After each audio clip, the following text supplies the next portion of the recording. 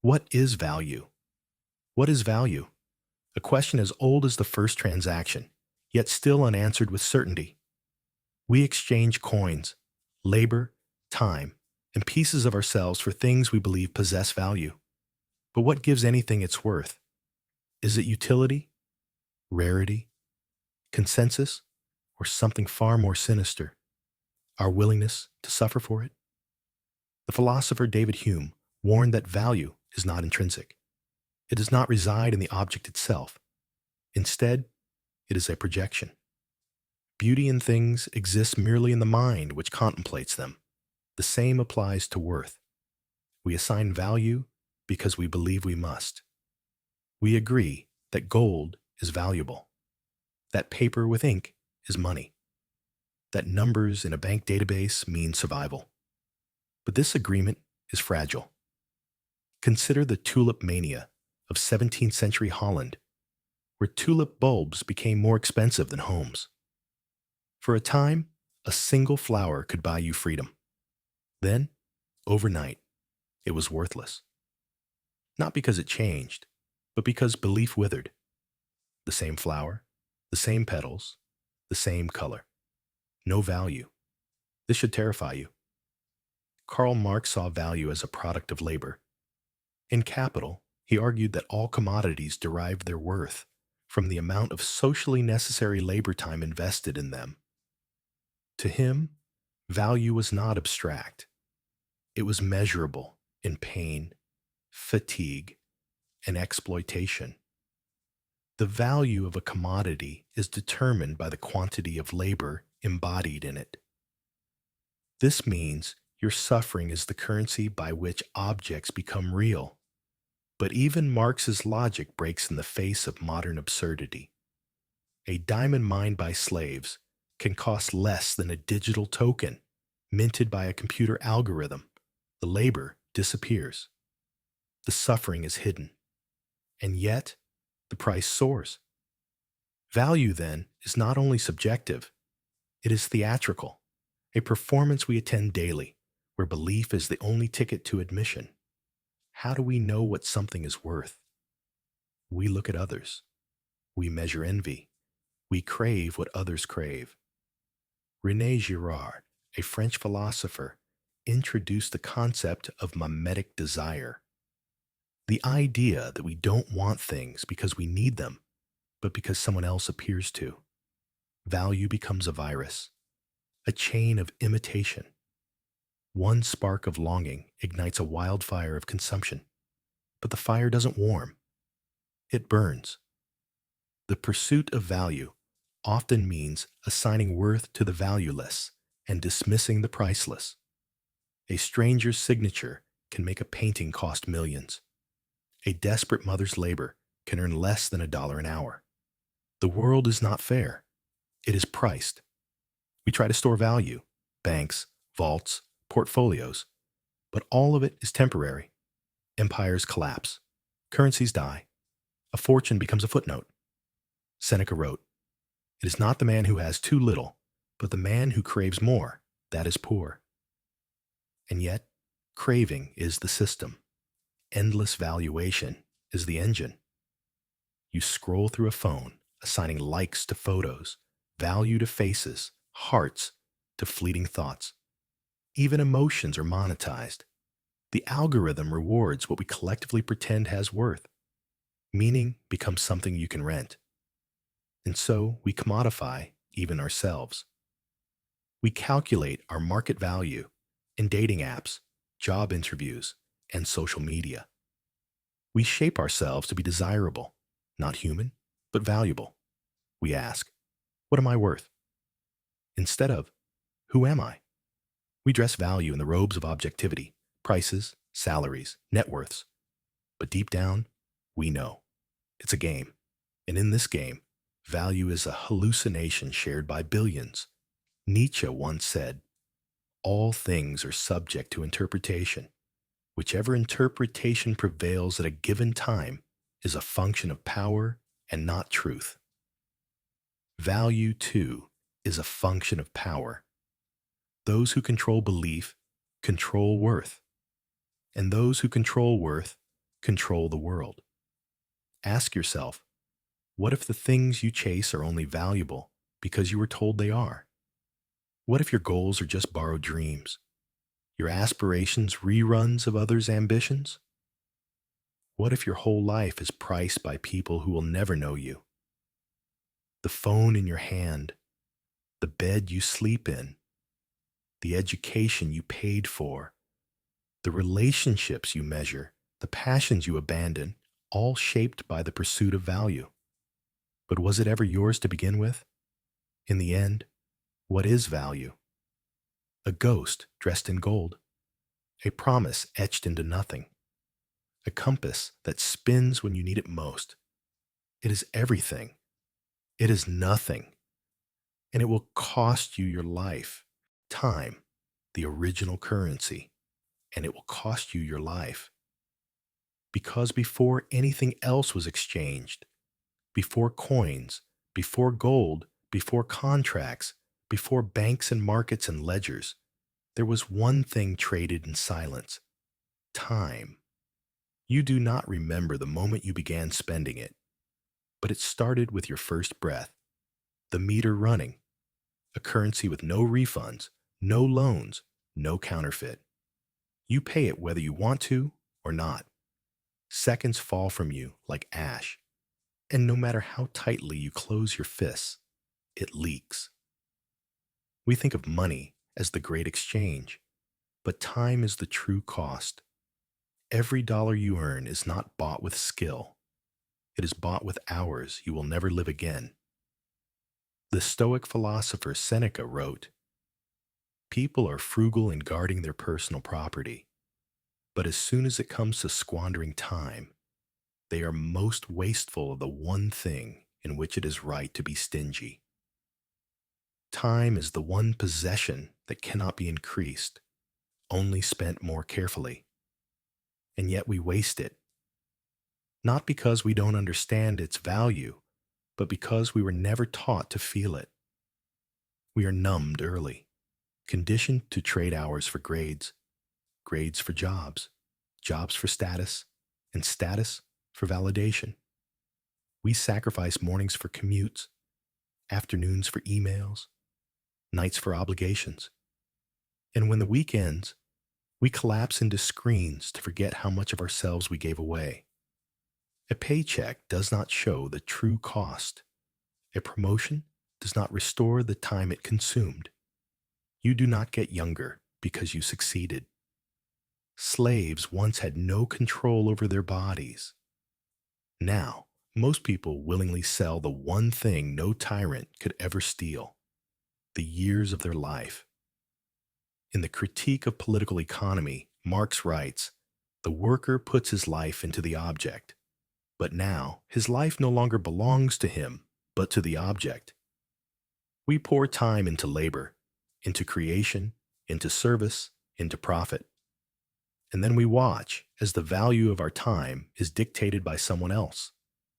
How many hours does it take to be heard, to be seen as worthy, to be permitted joy?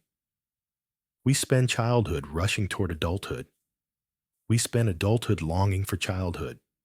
In every phase, we are either waiting or regretting. And all the while, the clock never stops.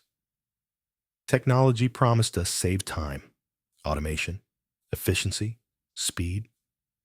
But what did we do with the time it saved? We didn't rest. We didn't reflect. We just worked more, faster, longer, harder. Time is not just the currency, it is the trap. And we are encouraged to spend it not on life, but on appearances, on roles, on masks, on rituals of consumption that leave us emptier. The philosopher Heidegger warned that most of us live in inauthentic time, not our own, but society's. We do what is expected, not what is meaningful. He called it fallenness, a state in which we abandon our individuality to the collective tide, losing our essence. We rush through days, decades, destinies, and one day we whisper, "Where did it all go?" But time didn't go anywhere. You gave it away to impress people who no longer matter, to chase goals you no longer want, to build a life that no longer fits, a life leased, not lived. Even in relationships, we treat time like a bargaining chip. If you love me, you'd give me more time. But is it time we're asking for? Or presence, attention, depth? In a world addicted to speed, the slow becomes sacred. And yet, we fear slowness because it forces us to feel. So we schedule, we scroll, we simulate. We avoid silence because silence reveals the ticking. The haunting truth? You don't know how much time you have. You never will. Every plan you make is written in invisible ink. Every tomorrow is a gamble. You may be spending your last day right now, and you don't even know the price, but you feel it. Somewhere deep beneath the deadlines and the dopamine, you feel the cost mounting in your body, in your exhaustion, in your forgetting who you were before clocks ruled you. Buddhism teaches impermanence, not as a fear, but as a freedom. Because once you accept that time is finite, you begin to spend it deliberately. You stop counting hours and start honoring them. But that shift requires death. Not physical death, but the death of the false self. The one who thought there would always be more time. The one who believed that waiting was safe, because waiting is just slow dying. So ask yourself, what are you buying with your hours? Who benefits from your exhaustion? What will you have left when the clock stops? You can earn more money. You can gain more followers. You can buy more distractions, but you cannot rewind a single second. Time was the first currency, and it is still the most expensive. And the longer you take to realize that, the less you have left to spend. Barter. The illusion of fair exchange. Before coins clinked in pockets, before banks and ledgers and numbered accounts, there was barter. A goat for grain, salt for silk, a hammer for a handful of fish. It sounds simple, doesn't it? Two people, two needs, one honest trade. But beneath that simplicity lies a disturbing truth. Barter was never fair. It was never equal. It was never pure. It was the beginning of something much darker, the transformation of survival into transaction, and the transformation of people into price tags. The illusion of barter is fairness, the myth that both sides win. But scratch the surface, and what you find is not exchange, but leverage. Whoever needs less has more power, and that power becomes the first currency. The desperate will always trade down. The hungry will always agree too quickly. The frightened will always give more than they should. You call it trade, but in truth, it is submission disguised as agreement. David Graeber, In Debt. The first 5,000 years reminds us that barter didn't come before money, as economic textbooks often claim. Instead, it emerged in moments of breakdown, after trust had been shattered, after relationships collapsed, after systems had crumbled. Barter is not primitive economics. It is desperation economics. And that desperation is still alive today. We think we've moved beyond barter. We swipe cards now. We tap phones. We wire invisible signals across the planet. But behind every transaction, the same dynamic persists. Someone wants more, someone settles for less. Employers barter time for money, but the exchange is never balanced. You give your body, your hours, your peace of mind. They give you digits on a screen. You agree, but not because it's fair, because the alternative is starvation. Even in love, barter haunts us. If I give you attention, will you stay? If I'm good enough, will you choose me? If I betray myself, will you love me back? Relationships become trade routes. Intimacy becomes a negotiation. Vulnerability becomes currency. And each person walks away, pretending they didn't lose a piece of themselves in the process. This is the cruelty of barter. It teaches us to keep score, even when what's being traded is invisible. Time, presence, kindness, trust. Things that cannot be measured still get priced. And once something has a price, it can be undervalued. And it usually is. The philosopher Jean Baudrillard spoke of the death of the real, when objects no longer have value for what they are, but only for what they can be exchanged for. Barter was the first death. The moment we stopped seeing things as sacred and started seeing them as negotiable. But what happens when everything is negotiable? What happens when you begin bartering your silence for acceptance, your truth for applause, your soul for survival? You become the product. You become the offering.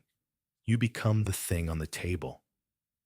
And you start to convince yourself the deal is worth it, that it's normal to trade dreams for deadlines, that it's wise to exchange joy for security, that it's mature to surrender wonder in return for stability. But deep inside, a quieter voice knows you are not winning, because in every system of barter, one side is always losing something they'll never recover. And the worst part? It doesn't feel like theft. It feels like agreement. Because you said yes, but your yes came from hunger, from fear, from pressure, not from freedom. And freedom, true freedom, can never be bartered. Because it isn't earned through trade, it is reclaimed through refusal. So ask yourself, what have you been trading away just to stay afloat? How many times have you called something fair just because you had no choice? How much of yourself have you carved off to meet the asking price of a world that never lowers its demand? Barter teaches us to equate existence with exchange. But you are not an equation. You are not a ledger. You are not a deal to be made. You are a presence. And not everything sacred can be traded. But as long as the illusion of fair exchange persists, we will keep giving away our lives, one fair trade at a time. Debt as inheritance. Born already owing. You did not ask to be born. You did not sign a contract. You did not choose the terms. But the moment you entered this world, you owed. Not metaphorically, not philosophically, literally. Before your first thought, your first word, your first mistake, you were in debt. To a system, to a country, to a future already sold in your name. The umbilical cord was your first tether to survival, but it was also your first chain. You inherited not just life, but liability, and no one told you. What we call society is a ledger, and you were written into it in red ink. Hospitals bill you for your own arrival. Governments assign you an identification number. Banks wait like vultures, patient and polite.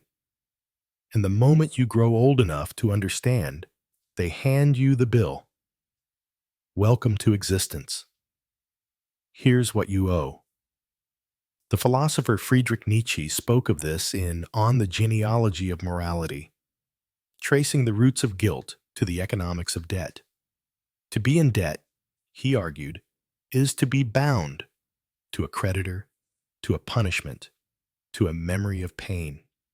Nietzsche wrote, "It was in the sphere of contractual relationships between buyer and seller, creditor and debtor, that one sought to ground the morality of good and evil." So morality itself, goodness, obedience, duty, was built on the architecture of debt. And we internalized it. We confuse debt with responsibility. We think to owe is to be ethical, but it isn't. It's to be controlled. You inherit your parents' burdens. You inherit your nation's wars. You inherit environmental collapse, economic fragility, broken systems, and the weight of fixing them all. And when you fail, you are blamed. Even student loans, dressed up as opportunity, are really just prepackaged futures. You borrow money to buy a self you haven't even become yet. Then you spend the rest of your life trying to justify that self's price tag. Debt isn't just numbers, it's shame. It shapes your choices, your risks, your relationships. You don't take that leap because you owe. You don't speak out because you owe. You don't rest because you owe. You owe your boss your punctuality. You owe the system your productivity. You owe your family success, your ancestors redemption, your descendants a better world. But what if you never asked for any of it? Modern capitalism functions not by exchange, but by obligation. You are not a consumer. You are a captive, and debt is the lock. In debt. The first 5,000 years, David Graeber writes, if you owe the bank $100,000, the bank owns you. If you owe the bank $100 million, you own the bank. But what if you owe the future itself? What if your existence is collateral? You are told debt builds character, that paying it back is noble. But noble to whom? The creditor does not know your name. The algorithm does not recognize your pain. The interest doesn't stop accumulating because your soul is tired. And so we grow up in a world where debt is a condition of being alive. We measure self-worth in FICO scores. We equate maturity with the ability to juggle liabilities. We say someone has their life together because they are good at owing. Even relationships collapse under unseen debts. You didn't love me enough. I gave you my best years. You owe me closure. You owe me explanation. You owe me peace, but none of it can be paid. Not really. Because emotional debts are infinite, and the currency of the heart is unstable. You try to pay in apologies, in time, in second chances, but the interest still grows. And when debt defines every part of life, even joy becomes a transaction. You earn rest. You deserve love. You justify happiness, as if you need permission to feel free, as if peace is something to be purchased. But the most disturbing part, some people begin to believe they were meant to owe, that their value is tied to how much they can carry. They become loyal to their debts. They defend the system that enslaves them. They call it responsibility, but it's resignation. You were born already owing. But that doesn't mean you must die in debt. There is no moral virtue in being broken for a bill. No honor in sacrificing your soul to pay interest on expectations you never agreed to. So ask yourself, who told you that you owe? What are you paying for that you never chose? And who profits from your guilt? Debt is not just financial. It's spiritual. It infiltrates your identity. It rewrites your worth. It distorts your dreams. But there is one truth it cannot erase. You are not a balance. You are not an obligation. You are not the sum of what you owe. You are the one who gets to choose whether this inheritance ends with you. The price of freedom is always too high. Everyone says they want freedom. They tattoo it on their skin. They sing about it in anthems. They fight wars in its name. But few ever ask, what does freedom cost? And fewer still are willing to pay the price. Because freedom is not given. It is not found. It is taken from comfort, from certainty, from illusion. And the cost is always more than expected. The myth of freedom is that it's the opposite of control. But real freedom is far more terrifying than submission. Submission gives you rules, limits, someone else to blame. But freedom? Freedom hands you the knife and whispers, there is no one else now. Jean-Paul Sartre, in Being and Nothingness, wrote, "Man is condemned to be free." Because with freedom comes total responsibility. No excuses, no scripts, no inherited roles. Just a blank page and a ticking clock. We are not afraid of chains. We are afraid of the void that comes when they're broken. So most settle for partial freedom.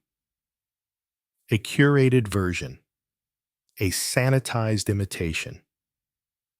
You can speak, but not too loudly.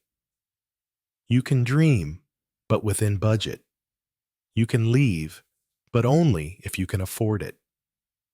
Because the world does not reward the free. It punishes them. To walk away from a job, from a family legacy, from a culture of obedience, this is not liberation. It is exile. You pay with loneliness. You pay with poverty. You pay with misunderstanding. And still, the bill grows. We are told freedom means choice. But choice without power is just decoration. What use is freedom to choose when every option is rigged, when every path is priced? Try being free without money.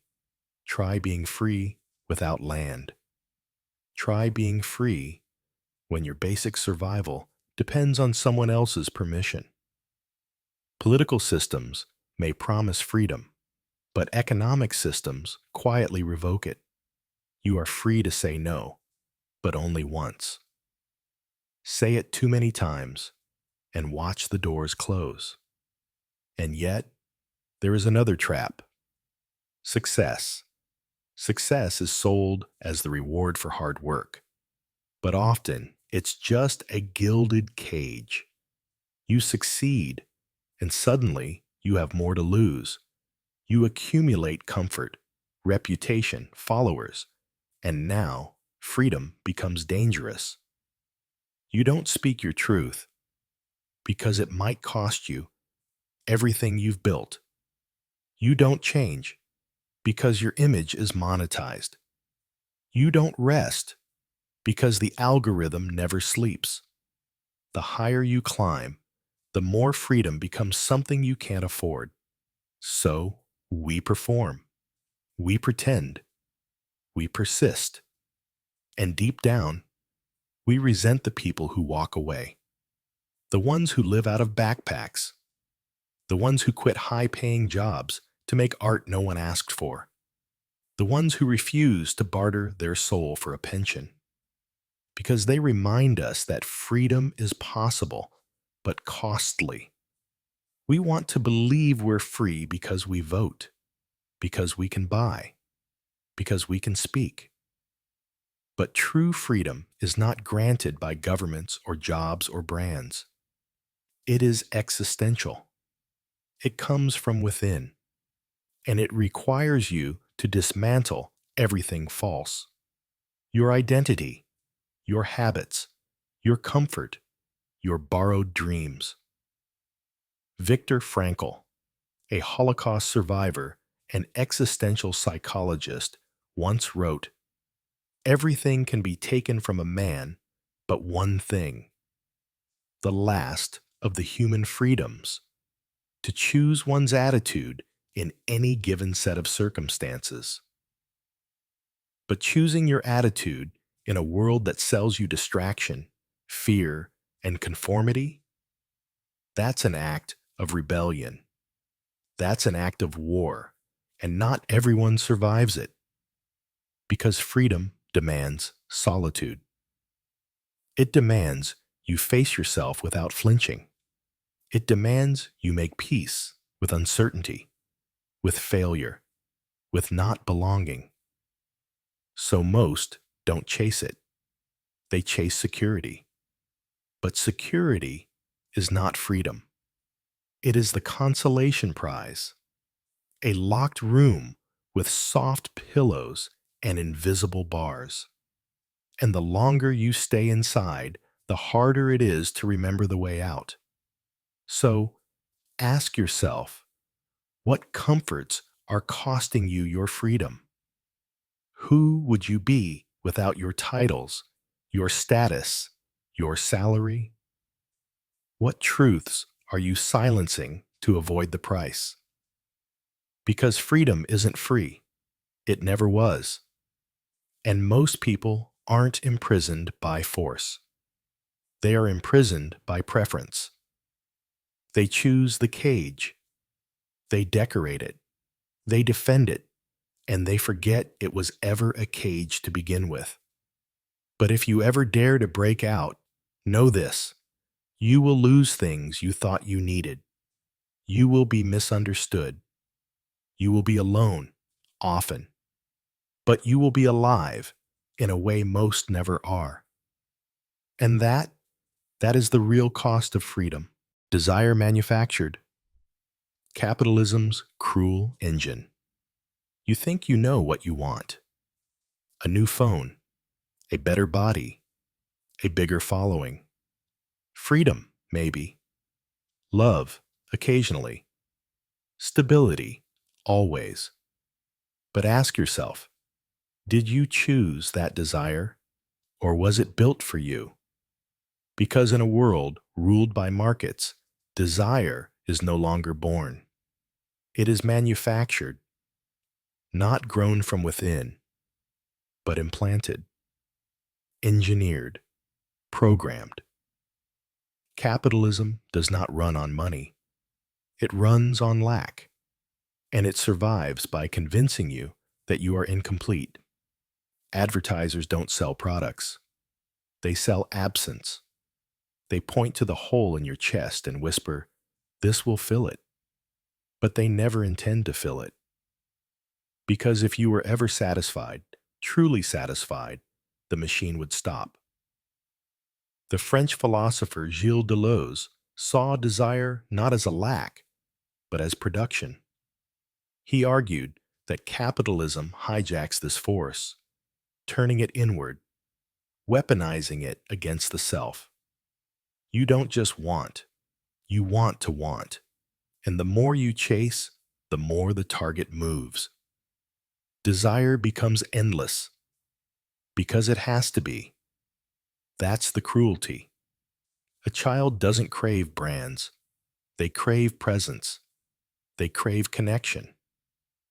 But very early, they are taught to translate that hunger into consumption. A toy, a logo, a screen, a simulation of affection. By the time they grow up, they no longer know the difference, and neither do you. How much of what you want is truly yours? That luxury car, that corner office, that vacation in a curated paradise. You saw the ad, you saw the influencer, you saw the envy, and then you mistook it for choice. But this isn't choice, it's conditioning. Even rebellion is sold to you. Minimalism becomes a brand. Spirituality becomes a subscription. Authenticity becomes a marketing strategy. The system swallows even its critics because it doesn't care what you desire, only that you keep desiring.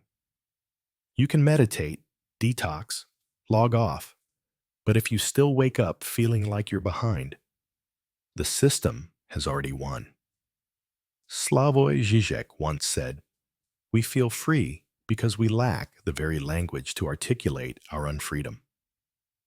You think you're free because you get to choose your flavor of bondage, but the cage is still there, softened by slogans and sales. And the saddest part? We come to love our chains. We call it motivation, hustle, grind. We romanticize the hunger that devours us. We believe that if we suffer long enough, hard enough, publicly enough, one day we'll be allowed to rest. But desire doesn't lead to rest. It leads to more desire, because the machine cannot afford for you to stop, not to think, not to question, not to breathe. So you run. You run toward titles. You run toward bodies that aren't yours. You run toward lifestyles you can't afford to live, and you call that ambition. But ambition without introspection is just programmed hunger, and hunger, unchecked, becomes cannibalistic. You consume others. You consume yourself. And in the end, there is nothing left but a polished image and a hollow core. So ask yourself, who benefits from your longing? Who profits every time you feel not enough?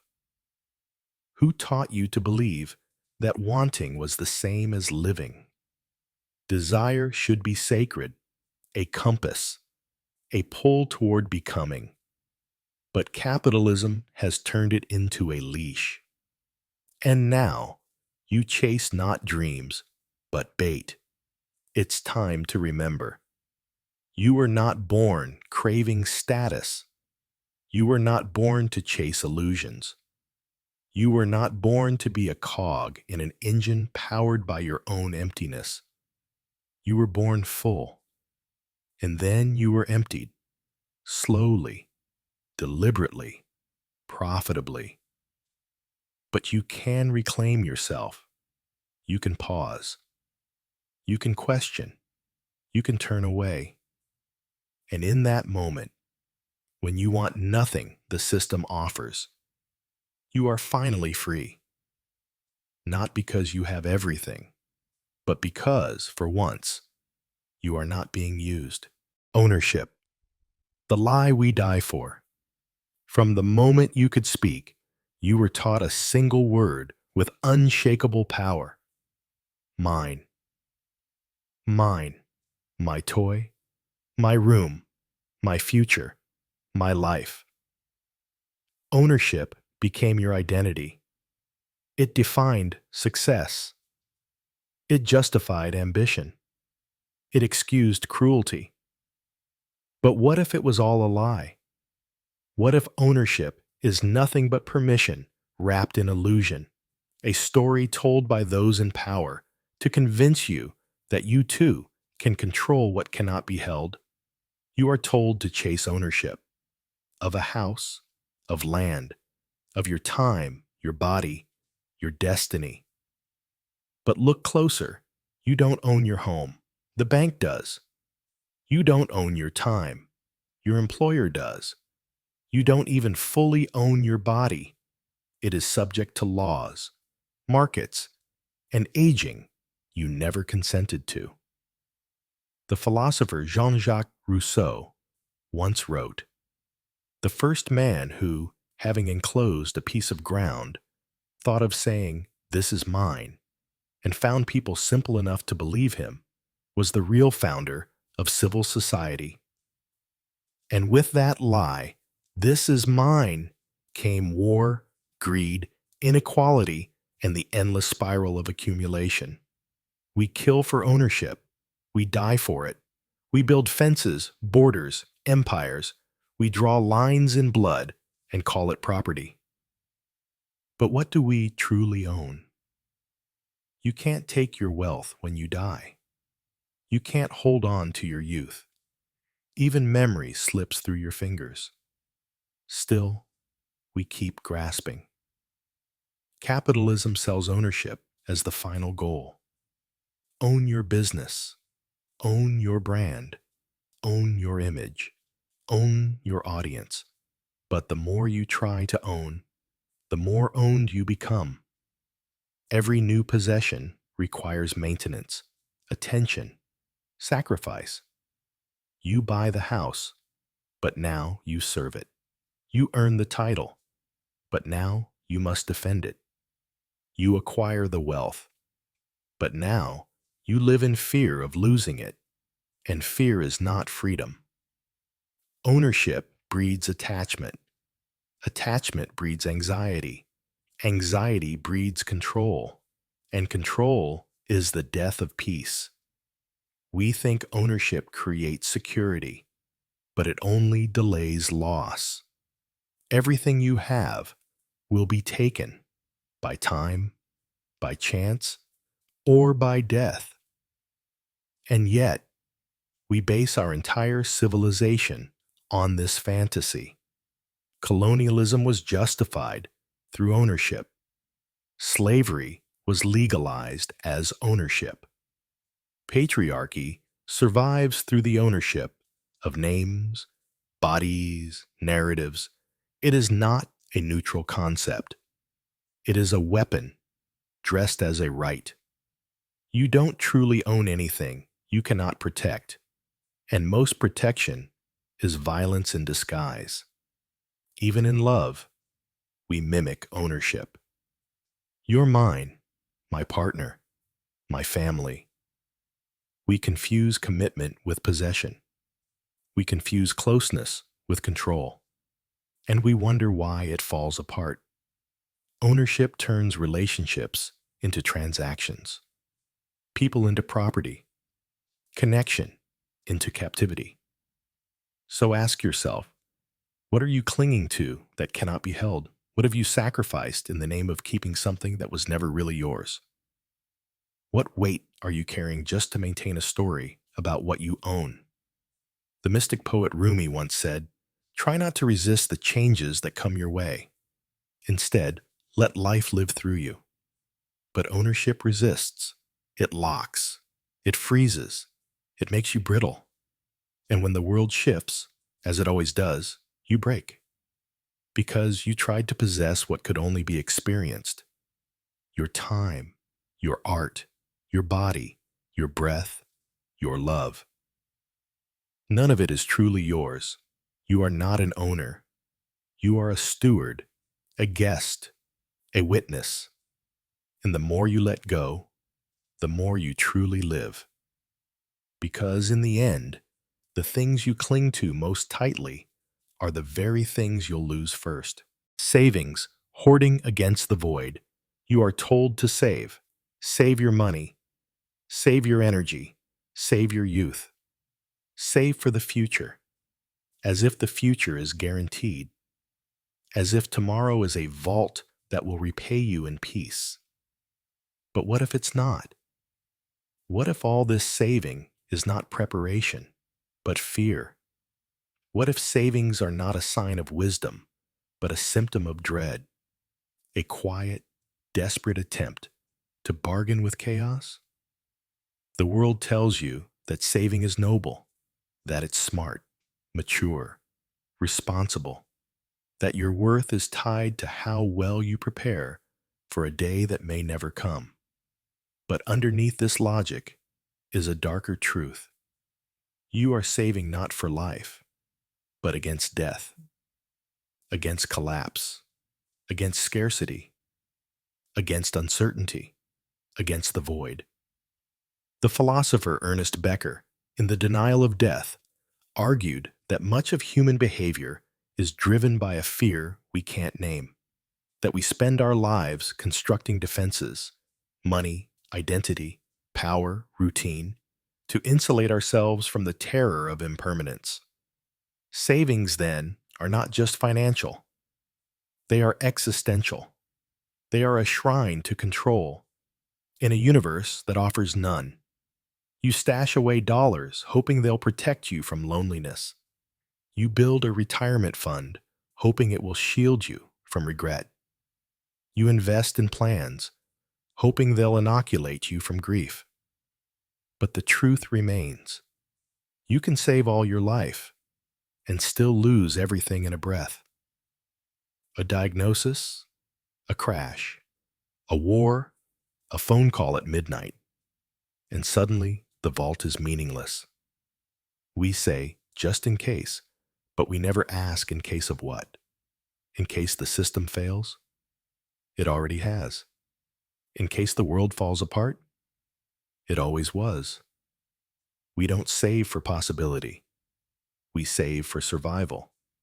Because we were raised on the myth of scarcity, that there's never enough, that we must compete, that we must delay joy until it's safe to feel it. But safety is a mirage. And while you wait, your life rusts in the corners of your calendar.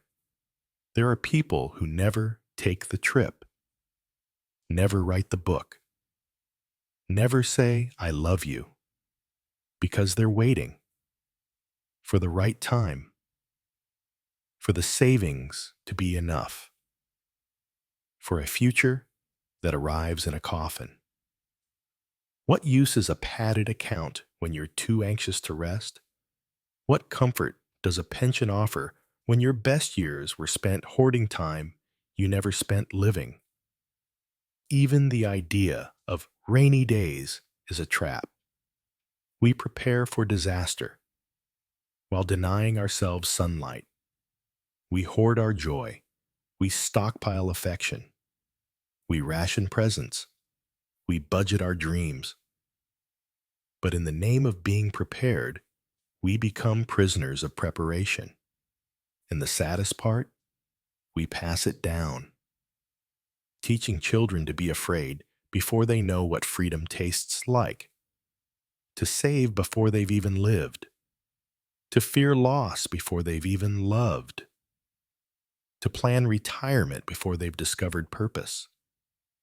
So ask yourself, what are you saving that should have been spent? What have you postponed in the name of preparation?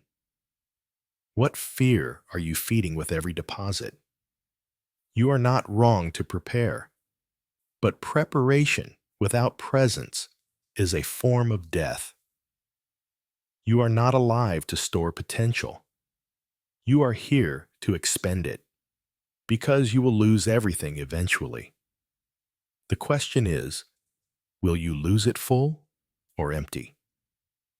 Will you arrive at your ending bloated with unused time, unopened love, and unread pages? Or will you arrive spent, gloriously emptied by a life fully lived? The void is coming either way. Savings won't stop it. But maybe, just maybe, courage will make it worth facing. Labor, selling the body, piece by piece. They told you that work would give you purpose, that labor is noble, that earning is identity, that struggle is character. So you signed the contract, you set the alarm, you entered the machine. But no one told you the real cost, that when you labor for someone else's dream, you sell your body in installments, not all at once, but slowly, painfully, piece by piece. Your spine, for the posture you must hold. Your eyes, for the screens you must endure. Your voice, for the tone you must keep. Your smile, for the customers you must please. Your silence, for the opinions you cannot afford to share. Labor is not just effort. It is erosion. And what erodes is you. Karl Marx saw this clearly in economic and philosophic manuscripts of 1844, where he described alienated labor, the idea that under capitalism, Workers are estranged from the very essence of themselves. He wrote, "The worker becomes all the poorer the more wealth he produces." Labor produces not only commodities, it produces itself and the worker as a commodity. That's the wound. You are no longer a person. You are a function, a role, a resource, a résumé. Your hours become digits. Your emotions become liabilities. Your dreams become irrelevant. And worst of all, you begin to accept it. You start believing that exhaustion is normal, that stress is maturity, that weekends are enough, that burnout is a rite of passage. You laugh about it. You joke with coworkers about being dead inside. But it's not funny. It's grief. Because something inside you is dying. The artist, the child, the wanderer, the truth teller, the one who wanted to live differently, all buried under deadlines, quotas, and silent commutes. They give you a lunch break, but never enough time to feel full. They offer benefits, but never healing. They give you just enough to survive, so you'll never ask for more. And when you resist, they call you lazy, unmotivated, entitled. But what they fear isn't your laziness, it's your awakening. Because if workers remembered their worth, if they saw their labor as sacred, if they understood that life is more than productivity, the system would collapse. So instead, it seduces you with titles, promotions, prestige, with phrases like career growth and team player. It wraps your cage in velvet, calls it success, and watches you decorate it yourself. You start to believe that working harder will lead to freedom. But working harder only deepens the prison. You do not escape by climbing faster. You escape by stepping off the track. But stepping off means risk. It means losing the only identity you've ever been rewarded for. Because we don't just labor for money. We labor for validation, for safety, for love. And that is the cruelest part. You give your body to survive, but you give your soul to be seen. So ask yourself, what are you working for? Who does your labor enrich? What version of yourself is being sold every time you show up?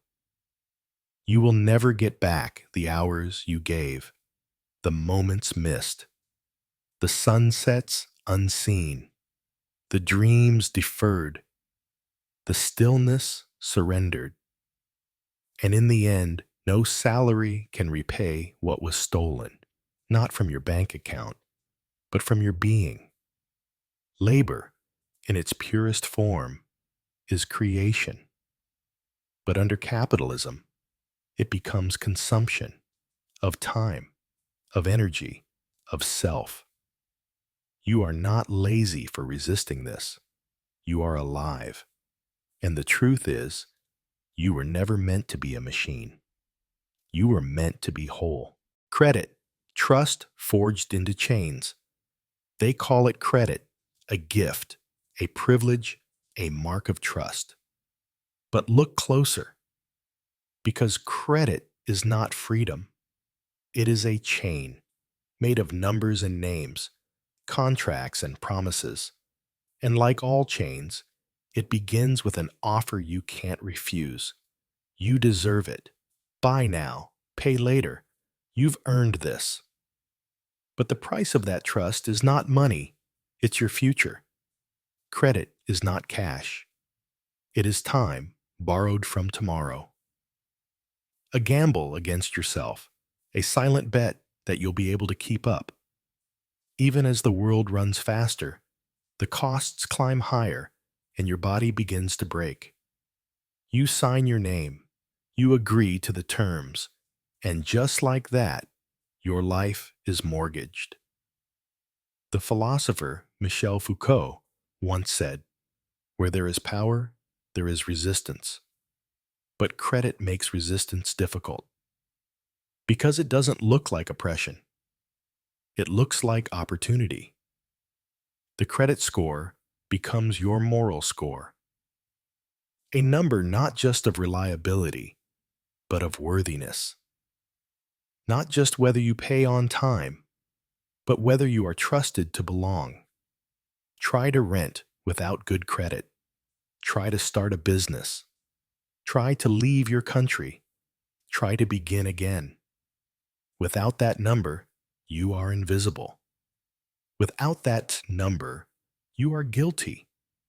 Credit is supposed to be about trust, but it functions through suspicion. You are always being watched, scored, ranked, graded like meat on a scale of profitability. And the most brutal part?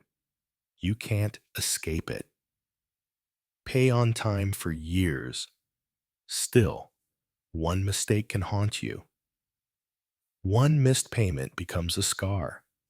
One emergency becomes a sentence, and the interest never sleeps.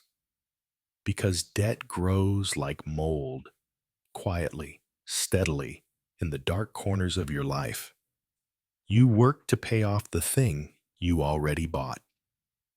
You sweat to fulfill a promise that no longer feels real. You count hours in dollars and watch both disappear. But credit doesn't end when the debt is paid because the psychology remains. You start to see yourself in terms of what you owe. You begin to think of your value as a risk factor. You become anxious in abundance, suspicious in stillness, terrified of rest, because rest earns nothing. Even your self-worth becomes a loan you are repaying with behavior. Be good. Be reliable. Be useful. Be productive. Prove you deserve to exist. And in this way, credit becomes cultural, a collective hypnosis, a shared delusion that we are only as safe as our ability to borrow. But who created this system? Who gets to decide who is trustworthy? Who profits when you believe you are not enough? Banks are not temples. Lenders are not gods. They do not grant you power. They just offer you a collar with velvet lining. And the moment you stop performing, the moment you falter, they tighten the leash. So ask yourself, who benefits when trust is monetized? Who profits from the myth of good standing? What did you trade to be seen as creditworthy? Because credit is not just about money. It is about obedience. It is about shaping behavior through fear. It is about creating dependence. It is about turning survival into a subscription. And it works. Because fear of exclusion is powerful. Because rejection feels like death.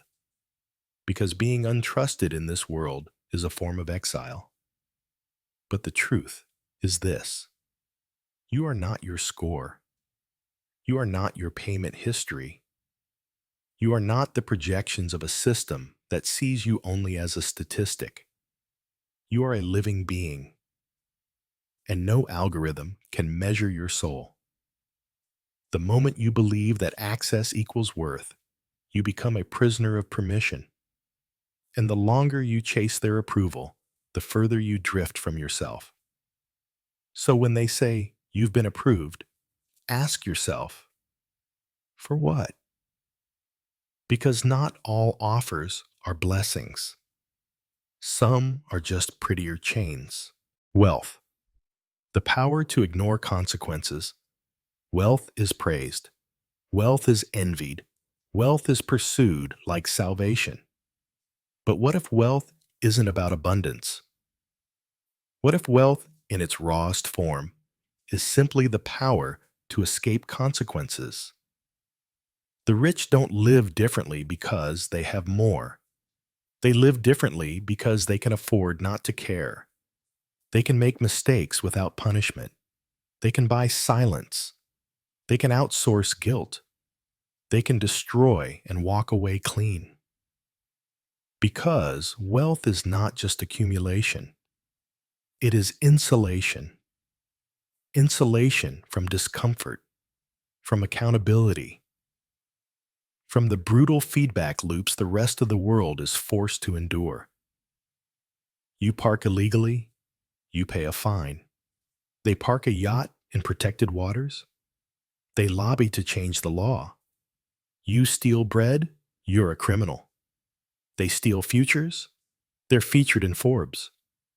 You work to survive, they invest to multiply. And then they tell you, we all have the same 24 hours. But time is not the same when you're drowning. Virginia Woolf once wrote, "A woman must have money and a room of her own if she is to write fiction." Money creates space. Space to think, to heal, to create, to fail. But most people are never granted that room. They live in constant reaction to bills, to alarms, to systems designed to extract more than they give. This is by design, because the wealthy need the poor to be tired, to be distracted, to be too overwhelmed to organize, too busy to revolt. And so the cycle continues. Wealth buys time. Time buys strategy. Strategy protects wealth. And the poor keep paying in hours what the rich protect with interest. But it goes deeper. Wealth allows people to shape reality, to fund narratives, to buy media, to craft laws, to design the very world the rest must live in, and then call it meritocracy. The rich aren't just rich in money, they are rich in options. Options not to feel, not to care, not to look. They don't have to live with the waste they create. They don't have to drink the water they poison. They don't have to inhale the air they pollute. They don't have to face the humans whose backs they stood on to climb. Because money builds walls. And those walls block empathy. When you cannot be touched by the world, you stop needing to understand it. And what is left then? An elite class with power over systems they no longer experience, and a suffering class told to admire them for it. Even charity becomes performance. Tax-deductible empathy. Donations in exchange for praise. Helping without touching. Saving without seeing. But the poor do not need saviors. They need systems that do not punish them for being born with less. Wealth, unchecked, is a distortion field. A mirror that shows only what flatters. A silence chamber where only approval echoes. And the most terrifying part? Most people don't want to dismantle the system. They want to join it. They want a seat at the table that's been feasting on their labor. They want to rise high enough that they too can look away. Because the truth is unbearable. Wealth doesn't make you good. It makes you invisible to harm. So ask yourself, what would you still do if you had to face the full impact of your actions? What would you still desire if no one ever forgave you for the damage it caused? What would you still pursue if you couldn't pay to forget? Because wealth can buy distance, but not absolution. It can hide the consequences, but not erase them. And one day, When the walls fall, when the system shakes, when the distance collapses, all debts come due, even the ones wealth tried to bury. Poverty, engineered scarcity in a world of excess. Poverty is not a natural condition. It is not a punishment for laziness. It is not the absence of effort or will or value. Poverty is designed. In a world overflowing with food, millions starve. In a world of empty houses, people sleep on concrete. In a world of infinite digital wealth, children die because they can't afford for medicine that costs less than a meal. This is not failure. This is architecture. You are taught that poverty is accidental, an unfortunate glitch, a sad inevitability. But look closer, and you'll see the fingerprints of intention. Scarcity is not the cause. Scarcity is the tool. Capitalism requires poverty. It needs desperation to keep wages low, to keep labor obedient, to keep people too tired to resist. If everyone had enough, who would clean the blood from the gears of the machine? The philosopher Simone Weil wrote, "Money is a form of social power which excludes the possibility of reciprocity." Poverty is not just exclusion from wealth. It is exclusion from dignity. Because when you're poor, your time is not yours. Your body is not yours. Your dreams are not yours. Everything becomes transactional. You sell your hours for pennies. You ration your medication. You count every calorie. You apologize for existing. And while you suffer in silence, the system blames you. You didn't work hard enough. You didn't study the right thing. You didn't invest. You didn't budget. You didn't manifest abundance. But the truth is this: poverty is profitable. It creates a permanent underclass to extract from. It keeps the assembly line running. It keeps the economy growing. It keeps the elite untouchable.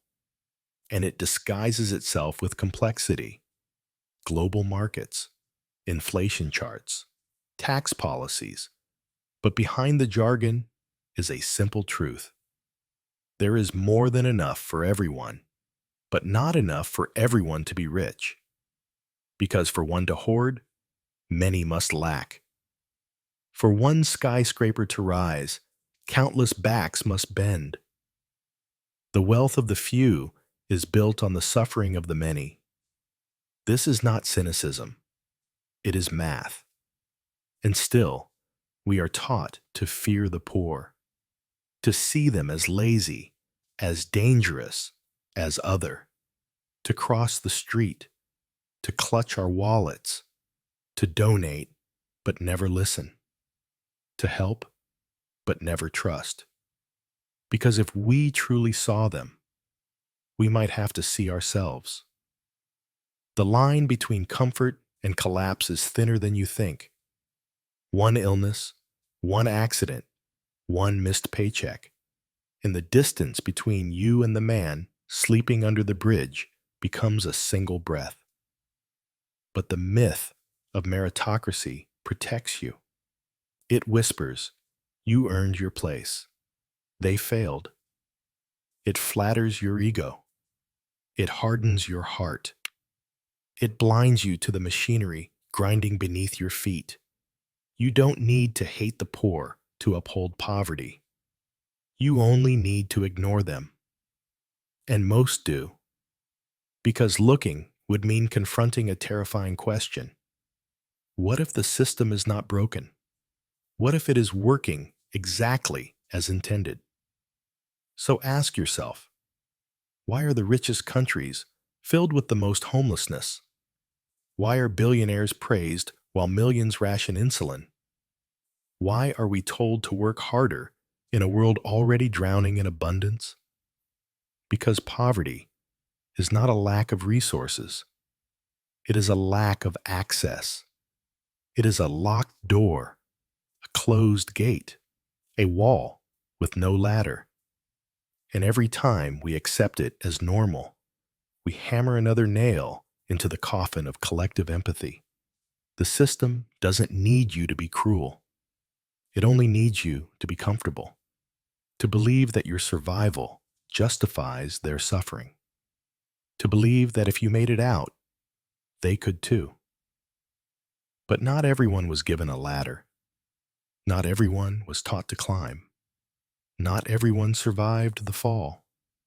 Poverty is not a mirror of character. It is a mirror of design. And until we see that, we will keep mistaking cruelty for order and injustice for balance. Profit, extracting more than was given. We are told that profit is progress, that it signals growth, that it rewards innovation, hard work, intelligence. But what if profit is just a wound we've learned to worship? What if profit isn't value created, but value taken?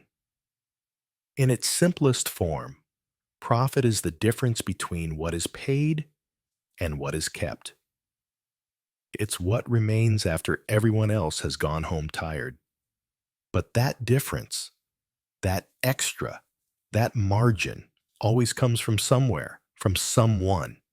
Profit is not neutral. It is not passive. It is an act of extraction. You dig into the earth and sell what was never yours. You stretch a worker's hours without raising their wage. You design a product to break just after the warranty ends. You withhold, cut corners, inflate prices, and then you celebrate the gain. But profit without limits becomes theft with good branding. It becomes acceptable to exploit, as long as it scales. Because in capitalism, the morality of profit is never questioned, only its efficiency. How fast can you grow? How far can you reach? How much can you automate, outsource, and shave down? Ethics becomes overhead. Compassion becomes inefficiency. Humanity becomes a cost, and yet we praise the ones who extract the most. They are the icons, the job creators, the visionaries. But behind every billion-dollar empire is a trail of hidden loss. Displaced communities, underpaid laborers, stolen time, exhausted minds, ruined soil. Profit is rarely built on creation. It is built on the gap between what something is worth and what someone is willing to settle for. That gap is often hunger, desperation, lack of options, or simply silence. And the system depends on your silence. The philosopher Herbert Marcuse once warned of a world where people would no longer be aware of their oppression, because their needs would be met just enough to numb them. Profit thrives in that space, where people are pacified, but not fulfilled, fed, but not nourished, entertained, but not awakened. You are paid enough to survive, but never enough to stop and question. Because questions are dangerous. They break the spell. What am I building? What am I contributing to? Who loses when I win? You are told not to ask, just to grow, to scale, to sell. But when growth is infinite and the planet is finite, someone must be consumed. The earth, the worker, the self. Profit demands sacrifice. And most don't realize they are the offering. The late anthropologist David Graeber once said, "The ultimate hidden truth of the world is that it is something we make, and could just as easily make differently." But as long as profit remains the measure of success, we will keep designing systems that reward harm. So ask yourself, at what point does profit become violence? When does it stop being reward and become a weapon? And what does it mean to win in a system that only values what can be taken? You cannot extract endlessly from a body without collapse. You cannot take without giving and call it balance.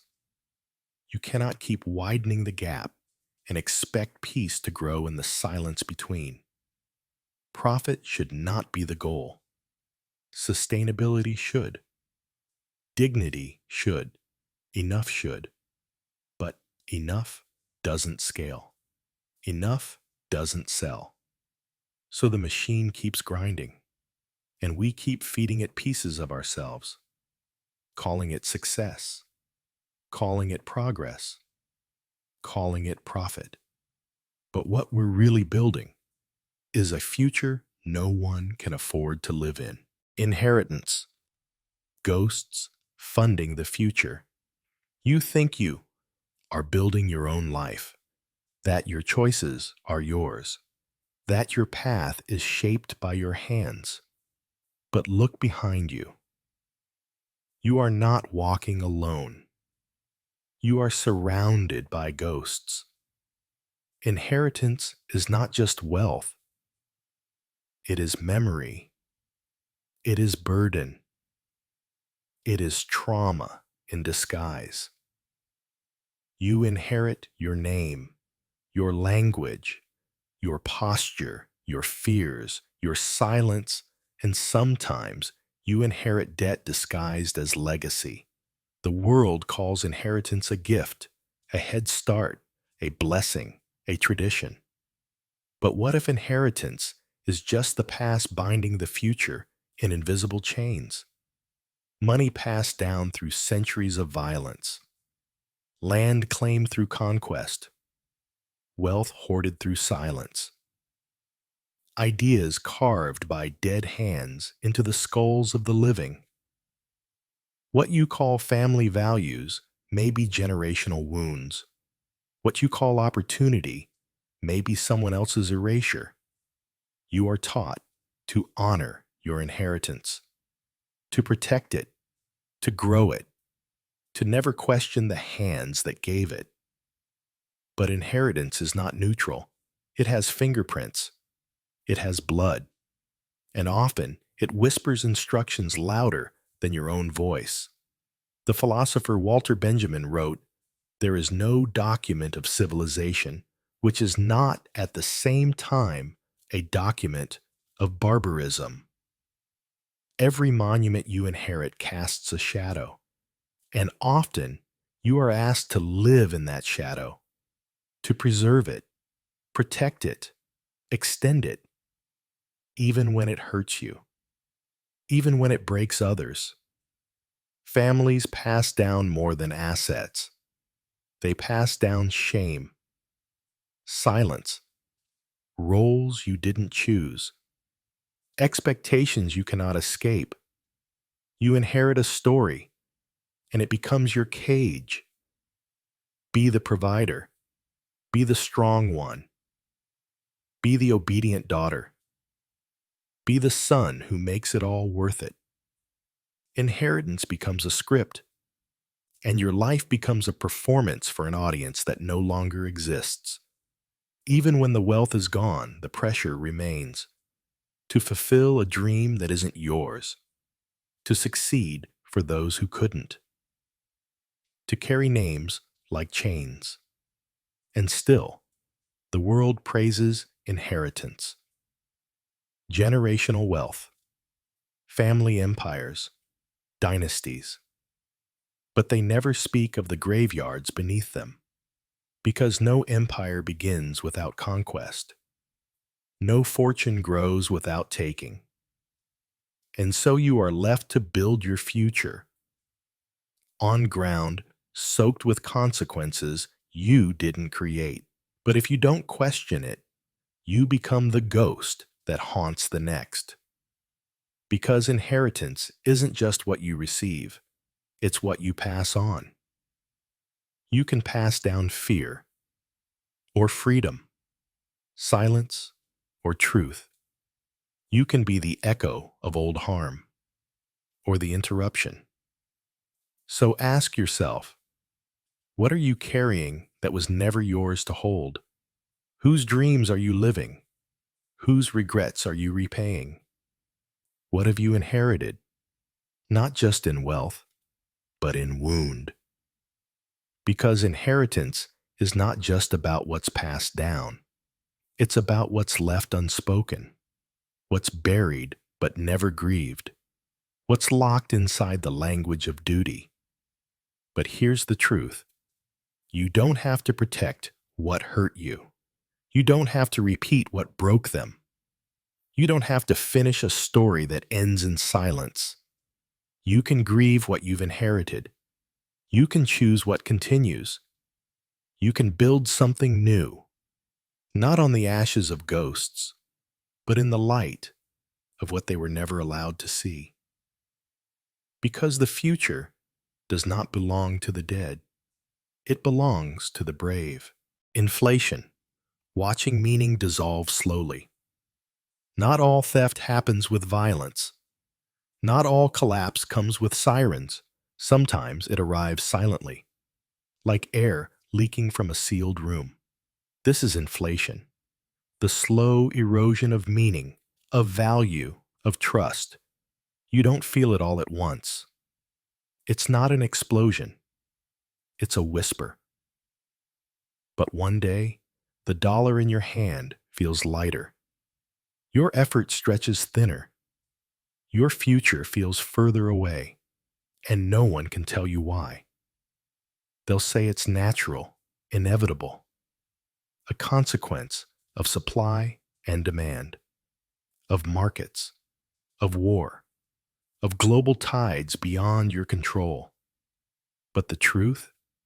Inflation is a system unraveling in slow motion, and you are meant to blame yourself for the unraveling. You didn't save enough. You spent carelessly. You should have invested. You should have worked more. But how do you plan for a world where value is melting in your hands? Your salary stays still, but rent rises. Groceries double, bills multiply, and you are told to be grateful for the cost of living adjustment. But what happens when living itself becomes unaffordable? Inflation is more than economics. It's psychological warfare. It teaches you that no matter how hard you try, you are always behind. It's the silent punishment for being alive too long. You age, and your savings age worse. You survive, but your survival buys less. And this decay becomes normal. We start to accept the shrinking. We adjust. We cut corners. We downsize our dreams. And the worst part? We stop expecting stability. We start living in crisis mode forever. The philosopher Byung-Chul Han described modern life as a state of burnout capitalism, a world where people are driven not by external force, but by internalized pressure, where exhaustion becomes identity. Inflation feeds this exhaustion because you are working more to afford less, running faster just to stay still, hustling harder while your reward disintegrates. You call it discipline, but it's quiet despair. And still, those at the top remain untouched because inflation is not felt equally. The rich don't feel it. They own assets. They own land. They own the rules. Their wealth grows with inflation. Yours dissolves, and they'll tell you, it's just the economy adjusting. But what is the economy adjusting against? And who bears the cost of the adjustment? You do. Always you. You, the worker. You, the parent. You, The student, you, the retired body with a shrinking pension. You, the dreamer watching the price of your future double before your eyes. Inflation is not just financial, it is existential. Because what do you do when everything you believed in starts to fade? The value of your labor, the meaning of your effort, the worth of your time, even language erodes. Affordable no longer means what it did. Middle class is a ghost. Security is a slogan. And all the while, you're told to adapt, to pivot, to be resilient, to become your own brand, to invest in yourself. But how do you invest in a self that's been hollowed out by inflation? So ask yourself, what is inflated out of reach in your life? What promises no longer hold weight? What meaning has thinned so slowly you didn't notice it vanishing? Because inflation doesn't just raise prices, it lowers expectations. It teaches you to dream smaller, to settle faster, to forget what you once believed was possible. It doesn't shatter the world, it softens it into dust. And that is perhaps the cruelest fate, not to lose everything in a storm, but to watch it disappear quietly over time. Net worth, summing a soul in dollars. There's a number out there, attached to your name, tied to your identity, echoed through bank accounts, insurance forms, investment portfolios. They call it your net worth, as if your entire existence, your time, your energy, your pain, your joy, can be compressed into a single figure. A calculation, a total, a final sum. But what if net worth is the most dehumanizing lie we've ever accepted? What if it's not just a financial measurement, but a quiet ritual of self-erasure? Because when you start seeing yourself as an asset, you start behaving like one. You start optimizing, cutting costs, suppressing emotion, chasing returns. You begin asking, what am I worth? Instead of, who am I really? And soon, everything becomes an investment. Time with friends becomes networking. A hobby becomes a side hustle. A relationship becomes leverage. Your humanity becomes currency. The philosopher Martin Heidegger warned of a world where people would begin relating to themselves as standing reserve, stored energy, waiting to be used.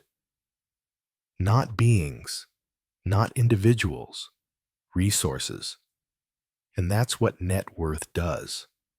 It doesn't just measure, it reframes you. It turns your life into inventory. Your education is an asset. Your house is equity. Your health is a liability. Your dreams are optional.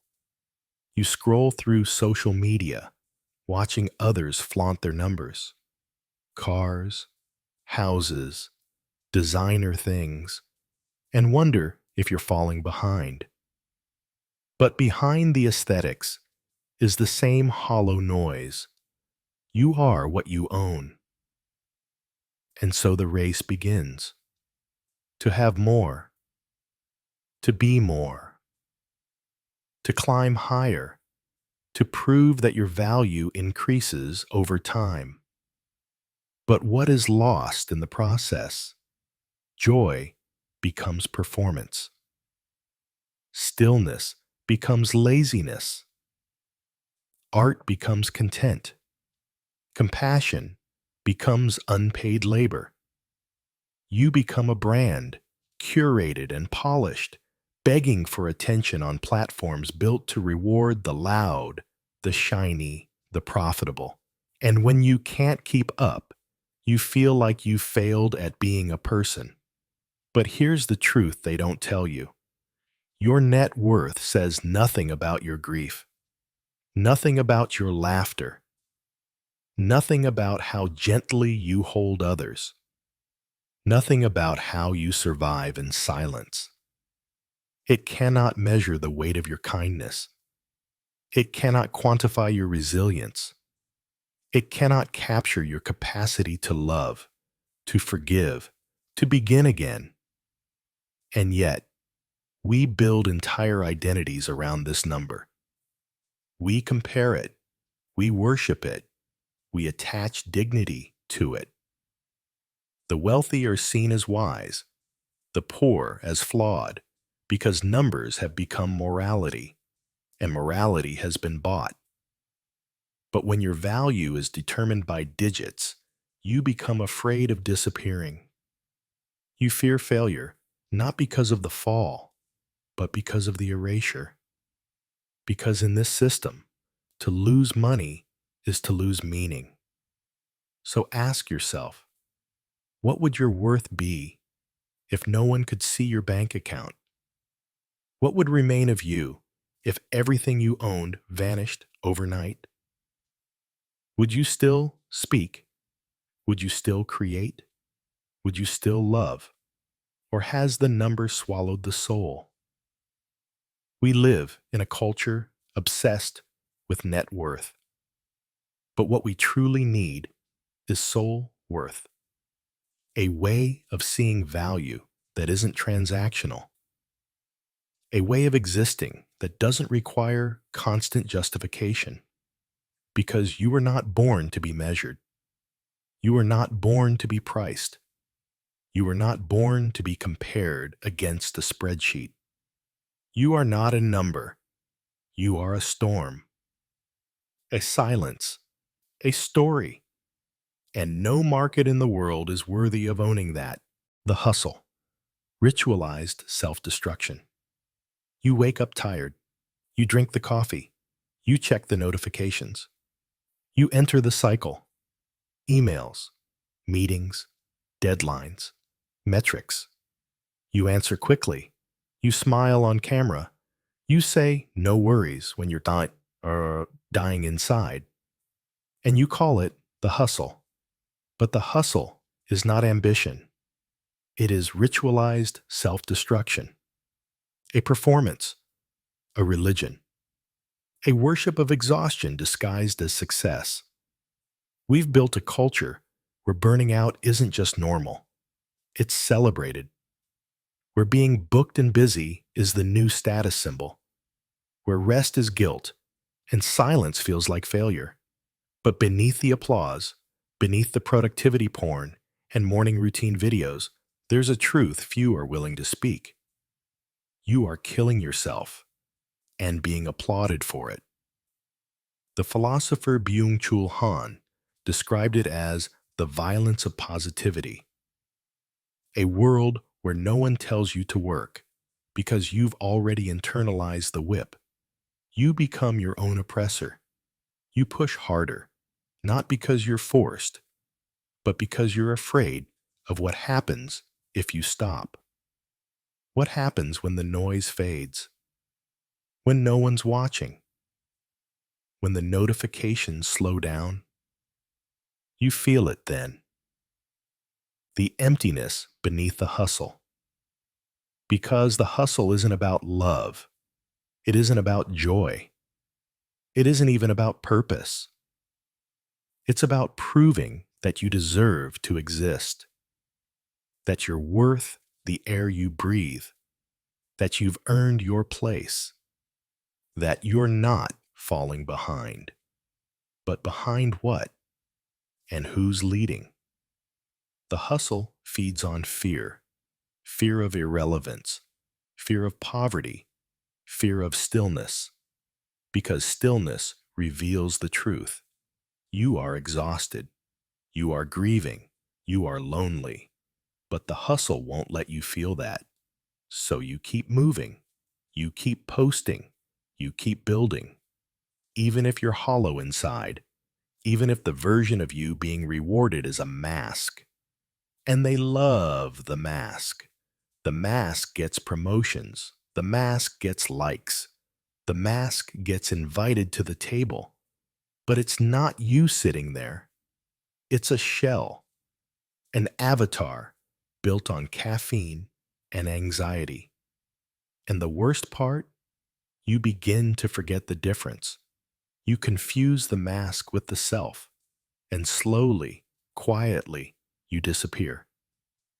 The philosopher Alain de Botton once observed, "There is no such thing as work-life balance. Everything worth fighting for unbalances your life." But what if you're fighting for a system that will never love you back? A company that sees you as a metric, an algorithm that values your output more than your being, a culture that sells self-care only after it's broken you. The hustle is a trap. It promises freedom through overwork. But freedom cannot be earned through chains. So ask yourself, when was the last time you rested without guilt? When was the last time you created without monetizing? When was the last time you felt like you, not a product? You don't need another app. You don't need another time hack. You don't need a 4 a.m. routine. You need a revolution of enough. Enough striving. Enough comparing. Enough pretending that the grind will save you. Because if the price of success is the self, then what are you really winning? The hustle wants you obedient, exhausted, hungry for validation. But you were not born to compete in a race with no finish line. You were born to be whole, to breathe, to notice, to be. So if you're tired, it's not because you're weak.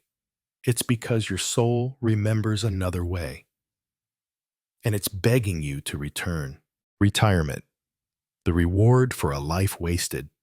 They tell you to work hard now, so you can enjoy life later, to grind while you're young, to suffer while you're strong, to delay joy until the final chapter. They call it retirement. The great reward, the golden years, the long-awaited permission to finally live. But what if retirement is not a reward, but a confession? A quiet admission that the system stole your best years and promised to give them back when they were already gone. You spend your youth climbing ladders you didn't build, fulfilling roles you didn't choose, sacrificing mornings, dreams, and health for a future written in maybe. And when you finally arrive, when the alarm stops and the office badge is retired, and the meetings vanish into silence, you're left with a body that aches, a mind conditioned for productivity, and a soul unsure how to exist without being useful. This is not liberation. This is delayed grief.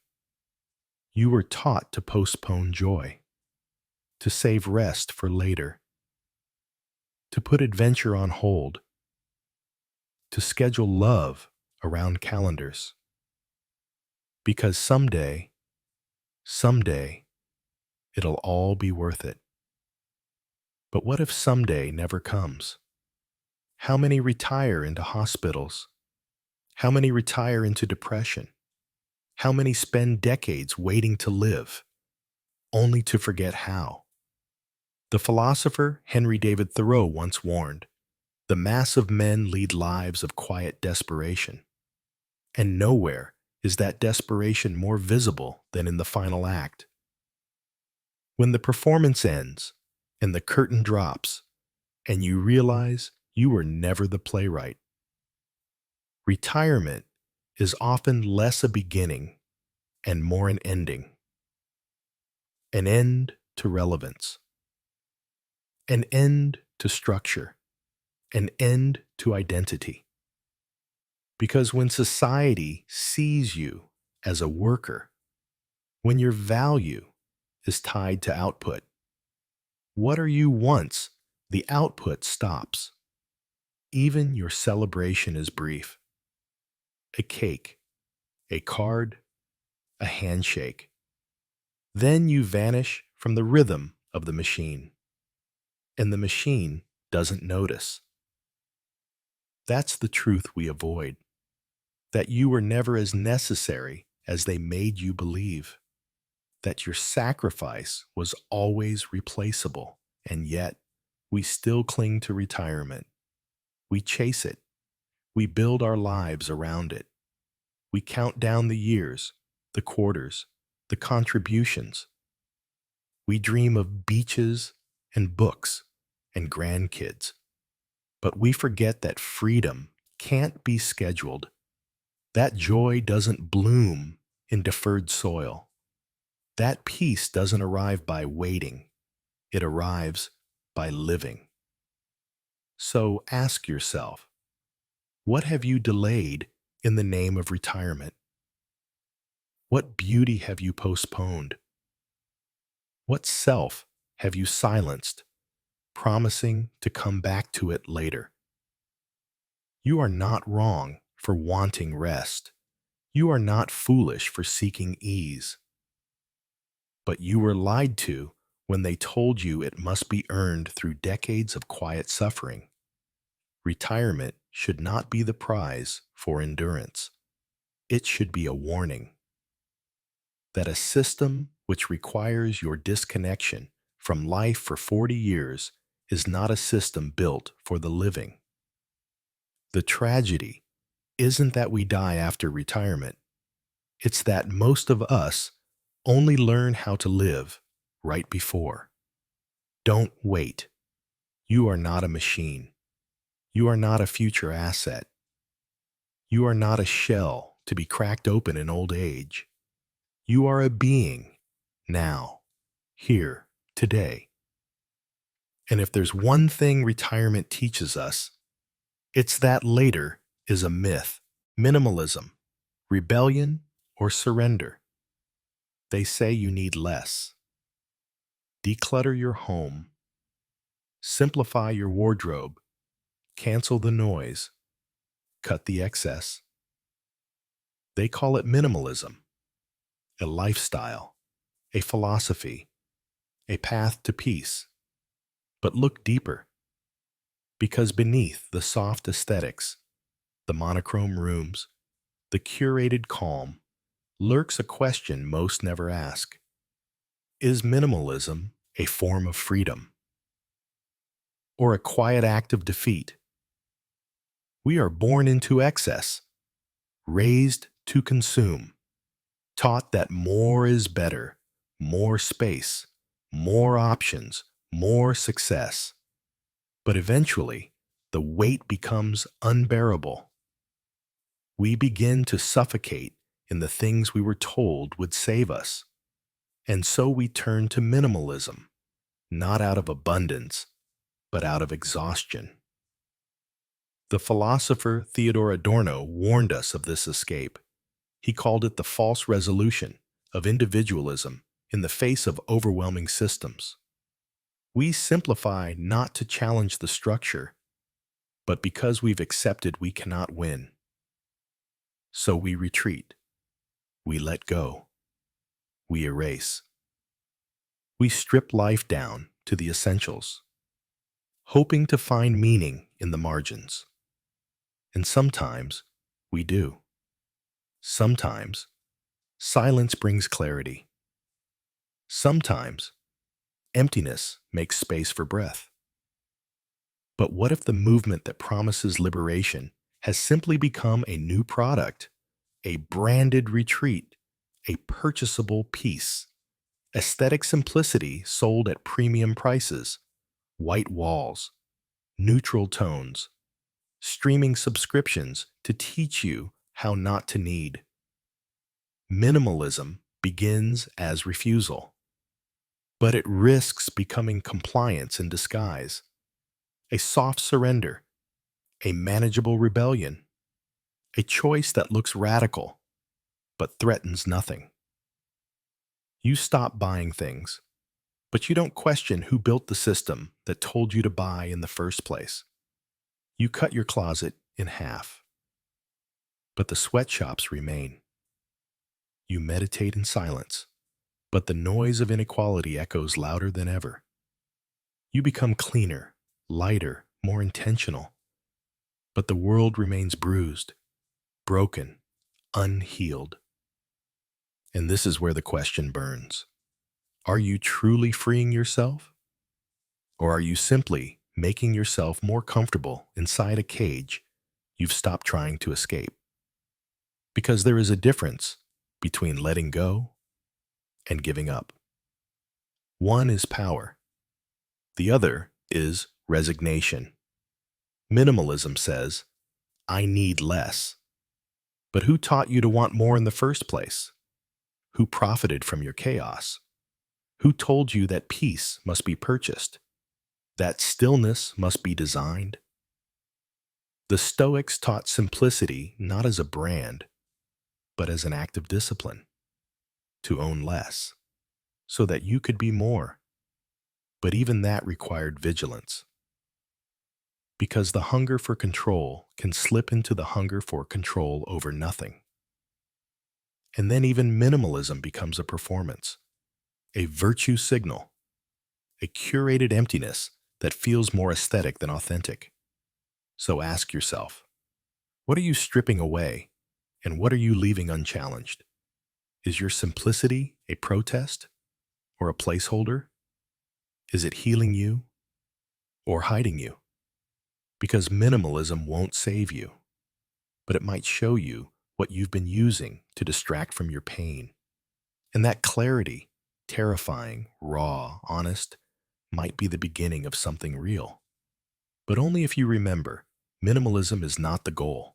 It's the clearing, not the house, the foundation, not the silence, the space for something true to emerge, something that cannot be bought, branded, or boxed in, something like presence, or purpose, or finally, peace.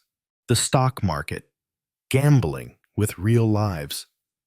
They call it the heart of the economy, a measure of growth, a symbol of confidence, the sacred altar where numbers dance and futures are bought. The stock market, charts rise, tickers blink, billions move in milliseconds, and somewhere, someone cheers. But behind the screens, the suits, the celebrations, there are people, there are lives. Because the market does not gamble with paper, it gambles with bodies. Every dip is a lost job. Every crash is an emptied fridge. Every rise, a company streamlining, code for human sacrifice. You're told it's a machine, cold, rational, efficient. But the truth, it's a casino, and the house always wins. The philosopher Jean Baudrillard once said, "The stock market is not a reflection of reality, it is the simulation of power." It doesn't measure value, it manufactures belief. And belief, when bought and sold, becomes dangerous. You think you're investing in the future, but the market is built to profit from the collapse of futures. Futures of workers, futures of communities, futures of the planet. A company's value soars not because it serves people, but because it cuts costs. Layoffs, automation, environmental shortcuts, corner cutting dressed up as strategy. And the market rewards it every time. It applauds suffering. It celebrates efficiency that translates to fewer human hands, more shareholder smiles. It rewards greed, not goodness. Growth, not grounding. Scalability, not sustainability. And it depends on your distance. Your ability to watch the world burn through the lens of a green arrow. Because when profit becomes abstract, pain becomes invisible. It's not a person losing their home, it's a quarterly loss. It's not a town poisoned, it's a risk adjustment. It's not a child working in a factory, it's global labor optimization.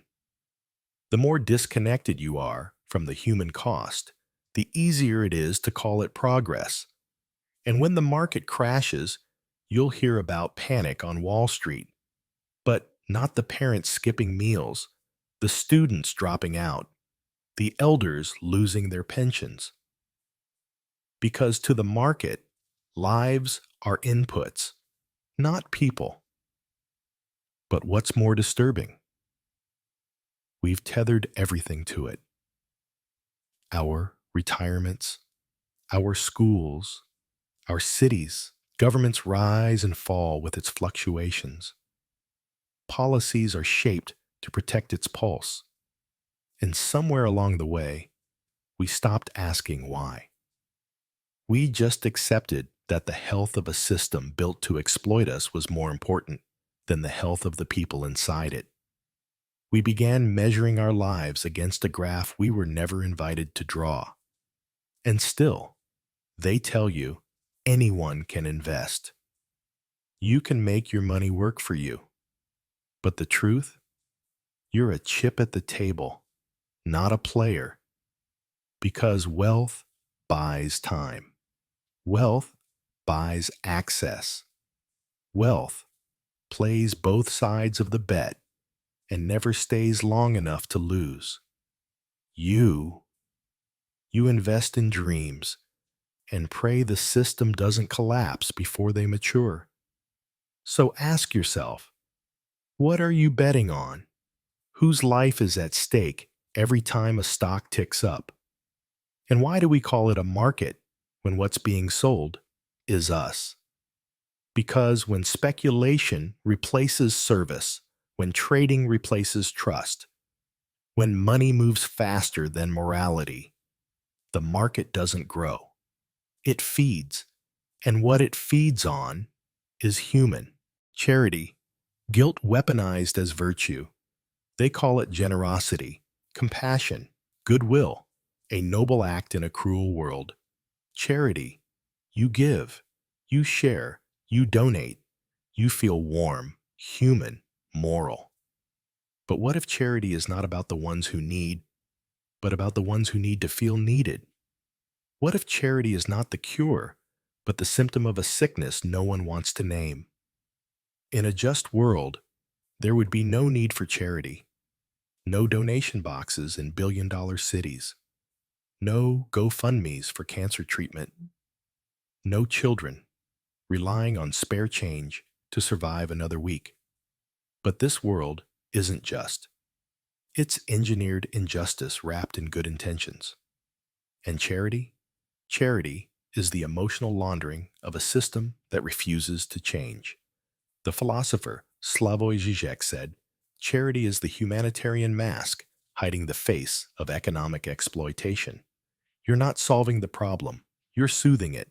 You're treating the bleeding with applause and a check, while the wound remains wide open. Because charity is never about dismantling the structure. It's about making it more palatable.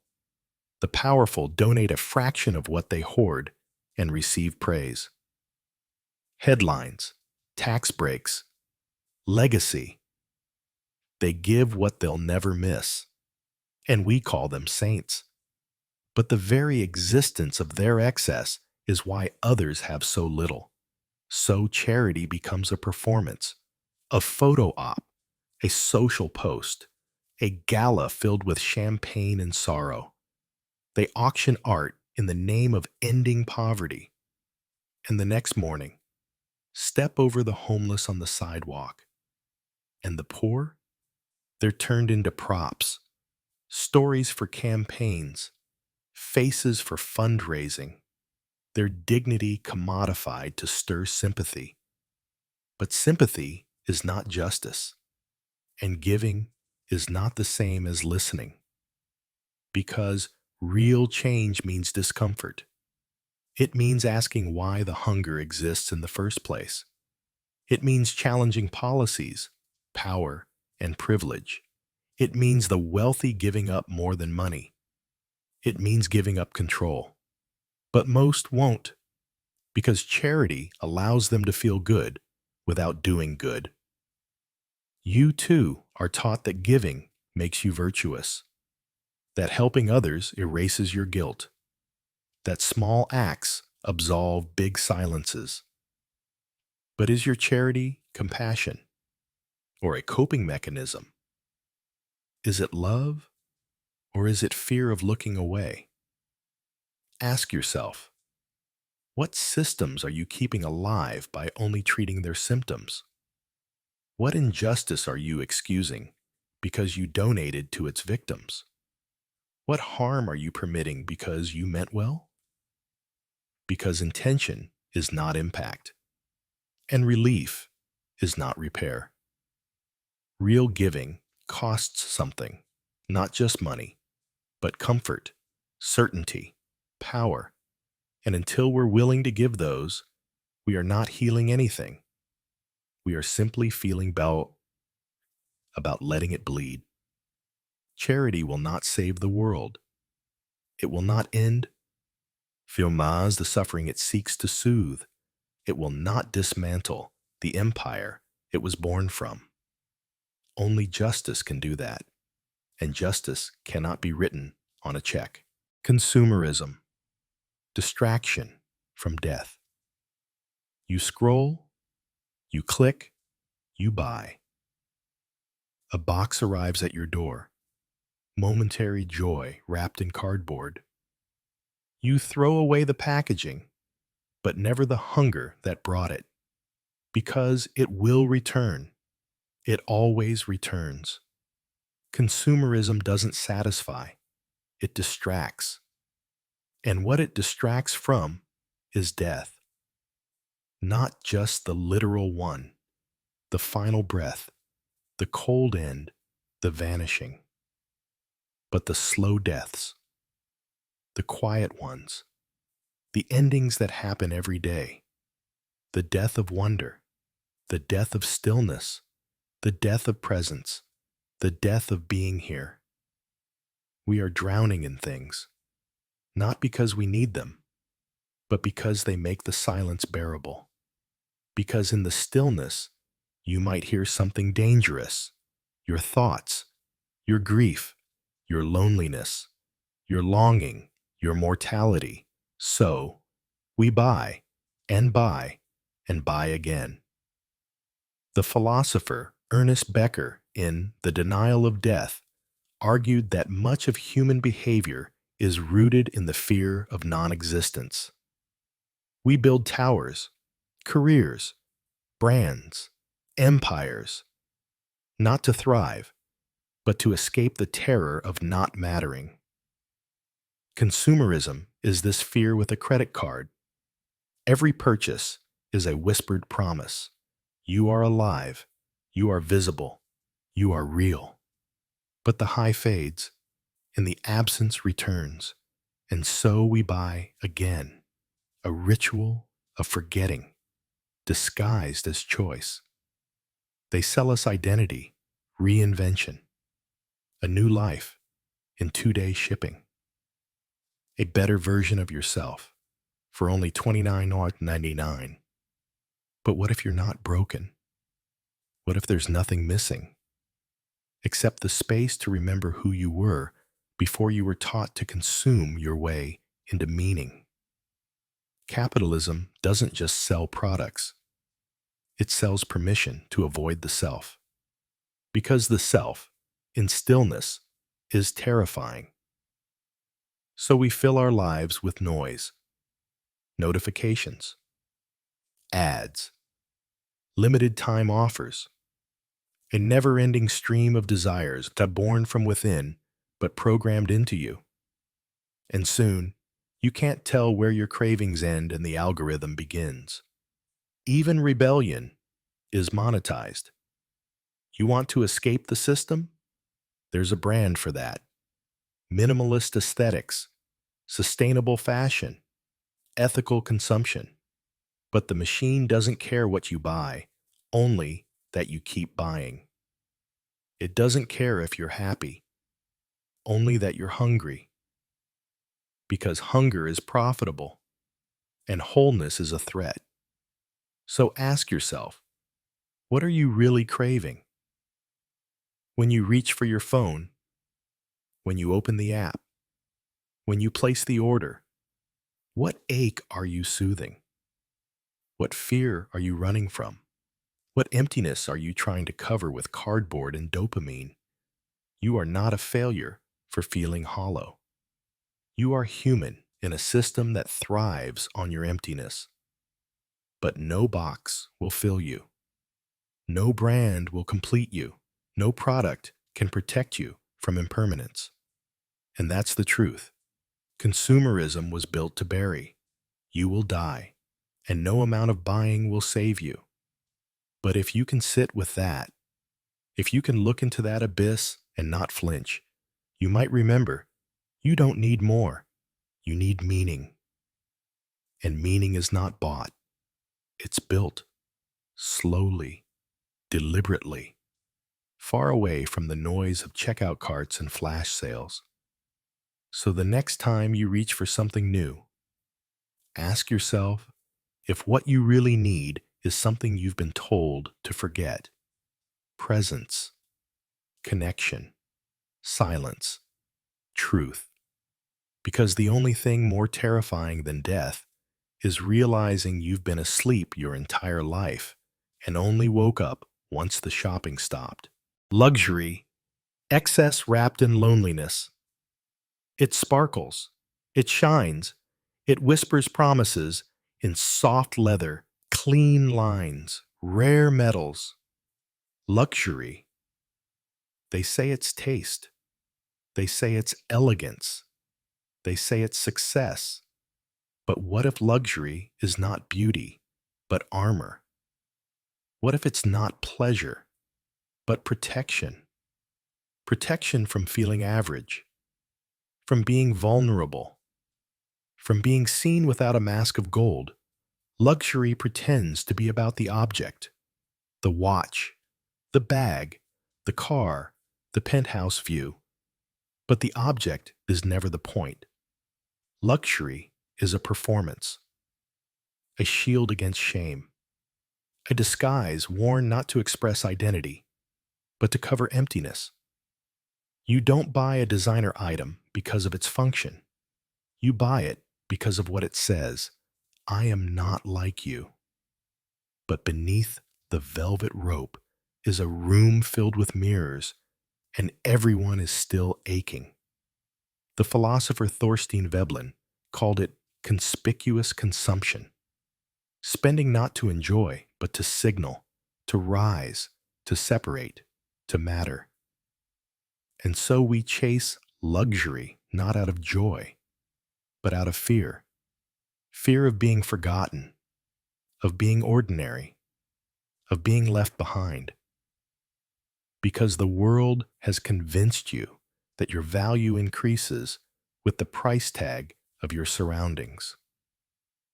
That silk is more than comfort. It is status.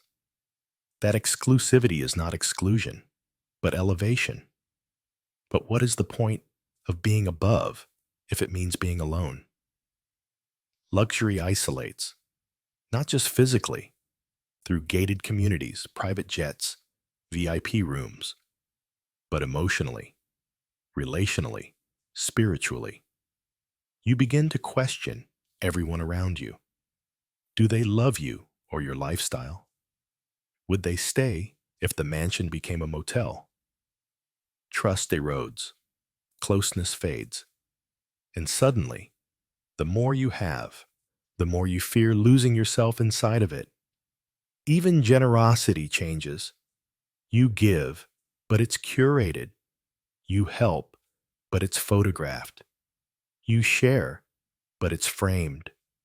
Luxury can't afford to be messy.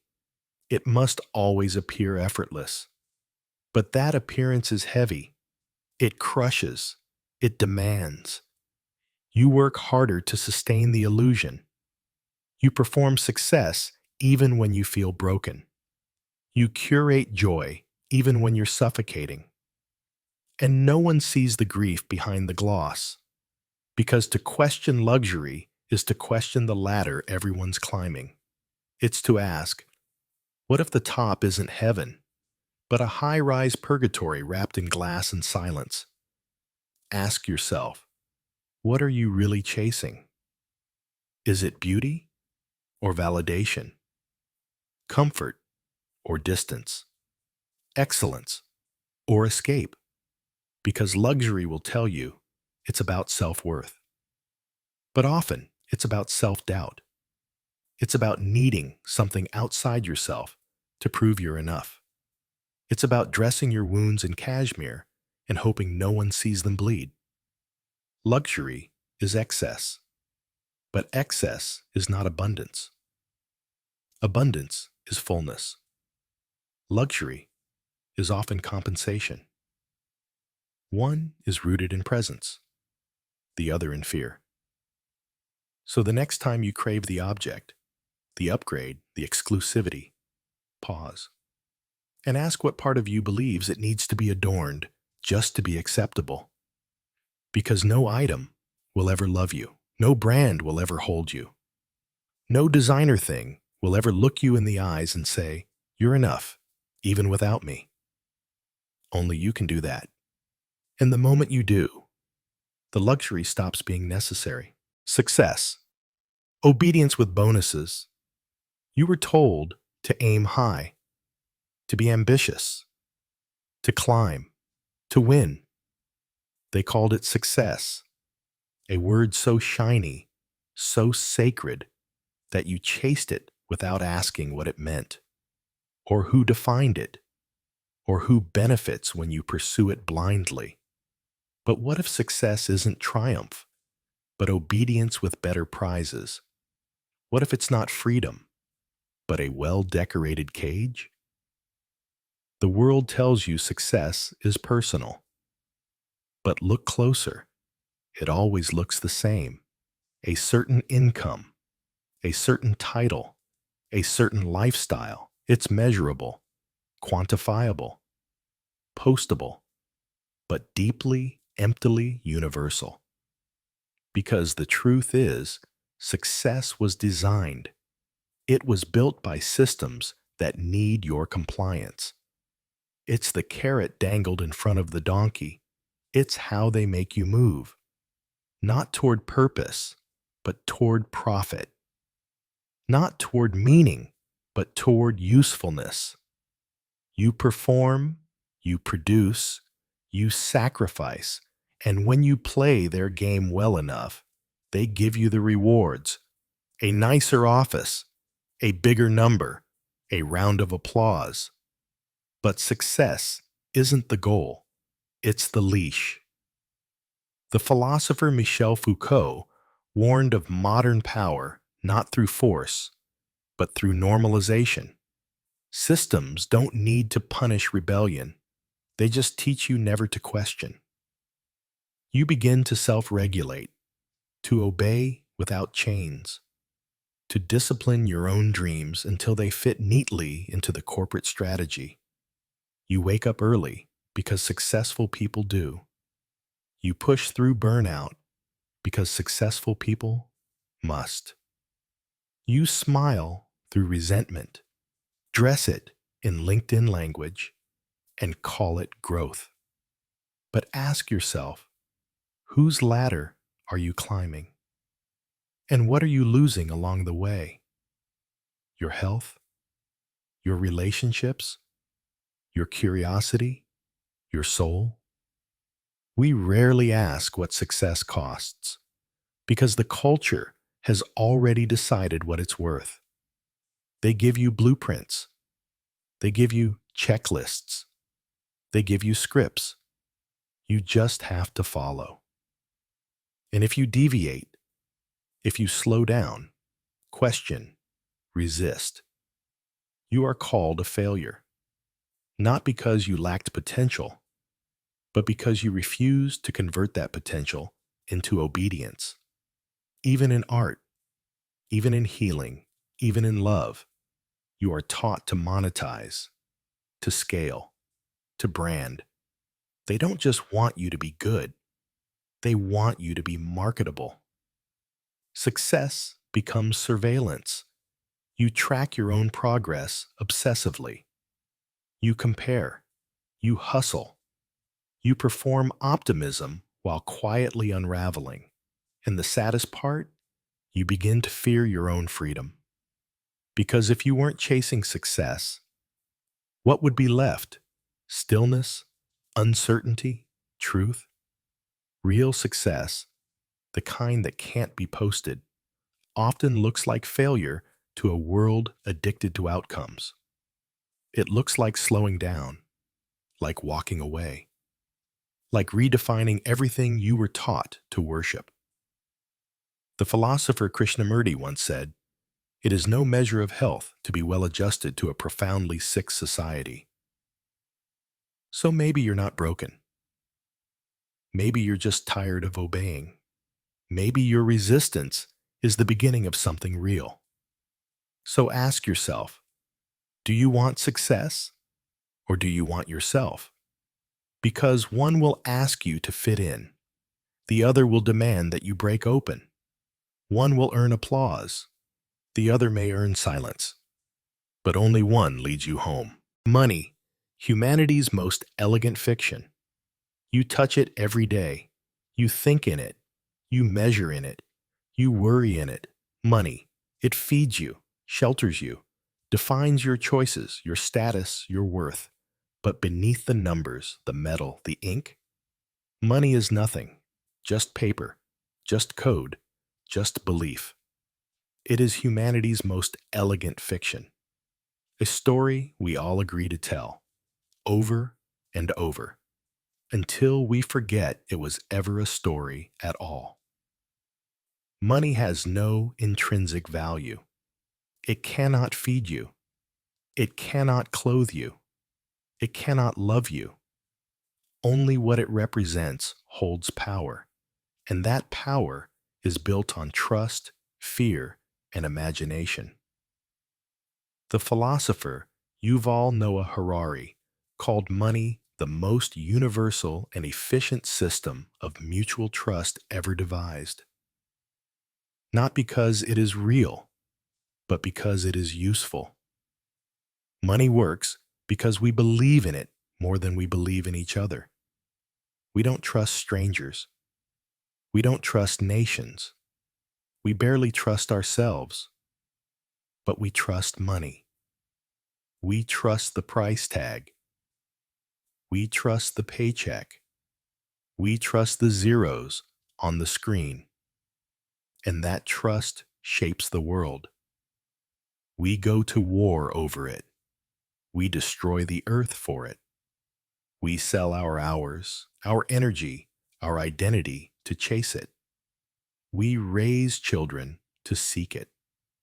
We mourn those who died without enough of it. We envy those who hoard it. All the while, it remains what it always was, a symbol, a placeholder, an agreement, and yet it rules us because we tied it to survival. We made it the gatekeeper of health, housing, safety, joy. We turned life itself into a transaction. And then we forgot we did it. We forgot that we invented this system. And so we stopped believing we could unmake it. But money is not gravity. It's not time. It's not truth. It's a language, a set of rules. And like any language, it can be rewritten. But who gets to rewrite it? The powerful, the few. Those who understand that money doesn't follow value, it follows belief. This is how markets rise while people starve. This is how the rich get richer during recessions. This is how something imaginary can dictate something so real. Your health, your choices, your sense of self. Because money doesn't just buy things, it organizes reality. And in a world where money defines what is possible, poverty becomes a moral judgment. Success becomes sanctified, generosity becomes marketing, and existence becomes expensive. You are told to earn it, to deserve it, to chase it, but never to question it, never to ask, why must something made up be treated like law? Why must a child be born into suffering because their parents lacked imaginary numbers? Why must a dream die because it cannot generate profit? Why must love, art, rest, healing bow to a fiction? You are not broken for struggling with money. You are not lazy. You are not less. You are simply living under a story that was written to serve someone else. And the most dangerous stories are the ones no one admits are stories. So ask yourself, if money wasn't real, who would you be? What would you do? What would you stop chasing? What would you finally allow yourself to feel, to build, to become? Because money will never love you. It will never hold you when you break. It will never whisper back when the room goes silent. It will simply keep moving, keep demanding, keep pretending it was ever real to begin with. But you are real. And that is what the fiction fears most. Ownership of time, renting your own life back in hours. You wake up, you check the clock, you calculate how much time you have before the next obligation, before the next shift, before you must once again exchange something priceless for something barely enough. They say time is money, but they never told you you don't own your time. You rent it, and worse, you rent it back to yourself, hour by hour, through schedules, systems, contracts, alarms. Each morning, you awaken in a life you supposedly own, only to find that someone else already claimed the rights to your hours. This is the hidden theft, not of land or wages or wealth, but of existence itself. In a world ruled by profit, time is the first casualty. You are born with a finite supply. But by the time you're old enough to understand what time is, you've already learned to give it away. School trains you to obey the bell. Work trains you to live by the shift. Debt trains you to postpone your future. And freedom? That becomes a weekend, a vacation, a retirement plan. The philosopher Hannah Arendt wrote of the human condition as being torn between labor, work, and action. Labor sustains life, work creates the world, but action, the rarest, gives birth to meaning. But under capitalism, time is flattened into one thing, labor, and meaning gets buried under deadlines. They say time is precious, but treat your time like expendable fuel. They track your minutes, not your moments, your presence, not your purpose, your output, not your being. You begin to break your life into units, chunks you can sell, hours you can bill, weeks you can survive. And soon your calendar becomes your coffin, not made of wood, but of empty squares filled with someone else's demands. You become afraid of wasting time, but you are never told what it means to truly use it. So you optimize, you schedule, you track, you manage, you turn your own time into a product, neatly organized, easily delivered, silently consumed. And in doing so, you lose the very thing time was meant to hold, presence. Time is not a commodity. It is not a tool. It is not something to be conquered. Time is you, your heartbeat, your breath, your memories, your fading, your becoming. But in this system, you must sell pieces of yourself just to afford being alive. You give 8 hours for a wage, 2 hours commuting, 1 hour recovering, and the scraps are yours, to scroll, to binge, to sleep. You begin to see rest as laziness, reflection as waste, joy as a luxury.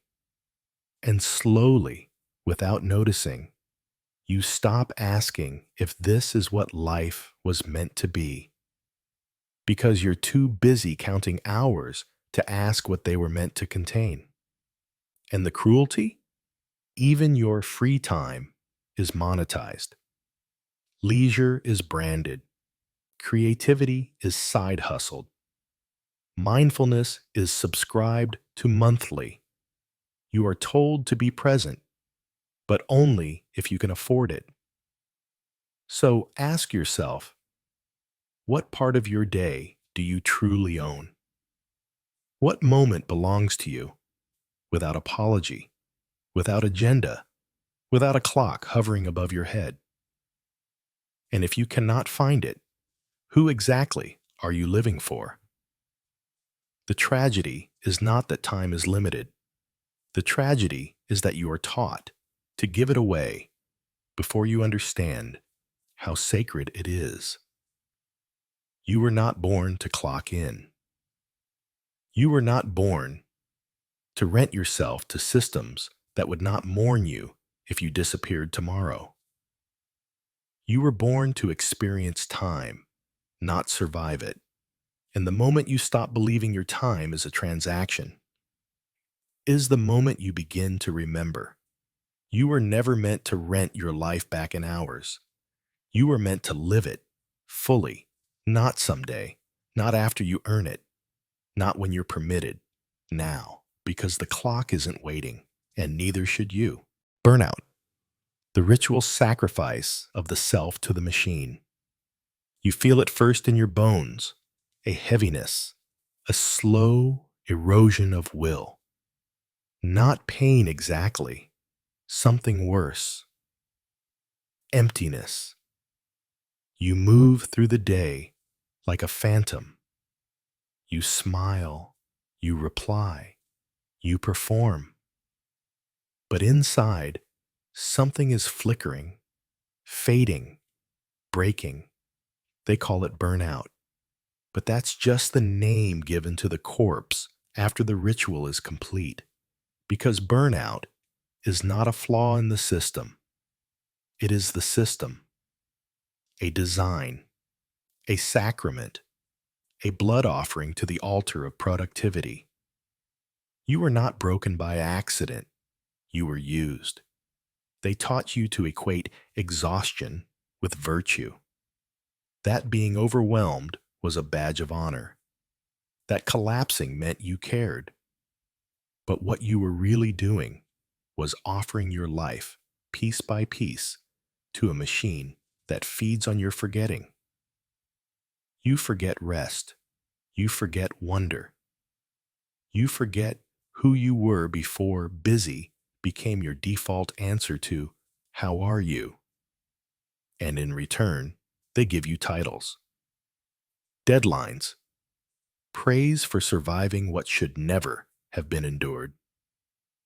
The philosopher Max Weber once warned about the iron cage of modernity, a world where rational systems trap the soul, where efficiency becomes religion, and humans become obedient ghosts inside machines. Burnout is the cost of being too good at adapting to a world that doesn't care if you vanish. You ignore the signals. You dismiss the fatigue. You chase the goal. And then you crash. But even then, even when you can barely function, you still whisper, "I just need to push a little more." Because rest feels like failure. Because slowing down feels like weakness. Because if you stop, who are you? That's the cruelty. The machine doesn't just steal your time, it rewrites your identity. You are no longer a person. You are a resource, a calendar, a brand. You track your steps, your clicks, your productivity per hour. You wear smartwatches that tell you how well you sleep, apps that remind you to breathe, devices that monitor the body. Because the body is now a factory, and when it fails, you blame yourself. Not the system, never the system, because the system has already taught you to apologize for being human. So ask yourself, when was the last time you woke up excited? When did you last do something without optimizing it? When did you last rest without guilt? Burnout is not just physical, it's spiritual. It's what happens when the soul has been asked to sprint for too long in a race it never signed up for. You don't just lose energy, you lose meaning. Even pleasure becomes a checkbox. Even healing becomes a task. You burn not from laziness, but from loving things so much you forget to love yourself in the process. You are not weak for breaking. You are not lazy for slowing down. You are not a failure for wanting to stop. You are human in a world that has mistaken humans for machines. But machines don't dream. Machines don't need joy. Machines don't bleed when they collapse. You do. So what if burnout isn't a detour? What if it's a signal, a sacred rupture, a scream from the part of you still alive, the part that remembers sunsets, laughter, stillness, breath, the part that refuses to be optimized? You don't need another planner. You don't need another productivity hack. You don't need to learn how to work smarter. You need to remember yourself, the self that existed before the to-do lists, before the quotas, before the applause for being exhausted. Because you are not a product. You are not a machine. You are not a number. You are a body, a story, a spark. And the fire is not meant to burn you out. It's meant to light the way back home. Subscription life, paying forever to feel like you exist. You don't own anything anymore. Not really. You subscribe to music, to movies, to storage, to software, to food, to fitness, to sleep, to peace. You subscribe to life itself, paying endlessly just to stay included. This is the new normal. You don't buy the world, you rent your place in it. And if you stop paying, you vanish. Subscription culture promises convenience, access, ease. But what it delivers is dependency, a slow erosion of autonomy, a life where every breath feels metered, where every click drips with quiet obligation. You don't own the songs you love, you rent them. You don't own your data, you give it away. You don't even own your memories. They live on servers that charge you monthly to store your past. And the cruelest part? You say yes, because you're afraid of being left behind, of missing out, of falling out of sync, of becoming invisible in a world that's already forgotten so many. This is not consumption. This is existential rent. You lease connection. You stream identity. You pay a monthly fee just to feel real. And you wonder why you're exhausted. The philosopher Jean Baudrillard once said, "We live in a world of simulations." where signs no longer represent reality, but instead become reality themselves. A world where we no longer live, but subscribe to the illusion of living. Your playlists tell you who you are. Your watch list defines your mood. Your screen time is your time. Your digital reflection becomes more consistent than your real self. And when the subscription ends, what's left? Do you remember how to sit in silence? Do you remember how to find joy without Wi-Fi? Do you remember who you were before your life was filtered through platforms and paywalls? Even spirituality is subscribed to now. Meditation apps, guided sleep, online rituals wrapped in corporate UX. You pay for calm. You pay for breath. You pay for stillness. Because in this world, nothing is free, not even your being. You subscribe to health, to education, to purpose, and still, it never feels like enough. Because subscriptions don't end. That's the point. They are designed to never let you go. You are not a customer. You are a captive. And every free trial is just another leash. Another way to turn your attention into revenue, your routine into profit, your longing into a monthly plan. Even relationships begin to mimic the model. Conditional love, transactional attention, ongoing terms and agreements, silently revised with every text left unanswered. So ask yourself, what are you really paying for? What fear are you feeding with every renewal? What would collapse if you stopped subscribing to the noise?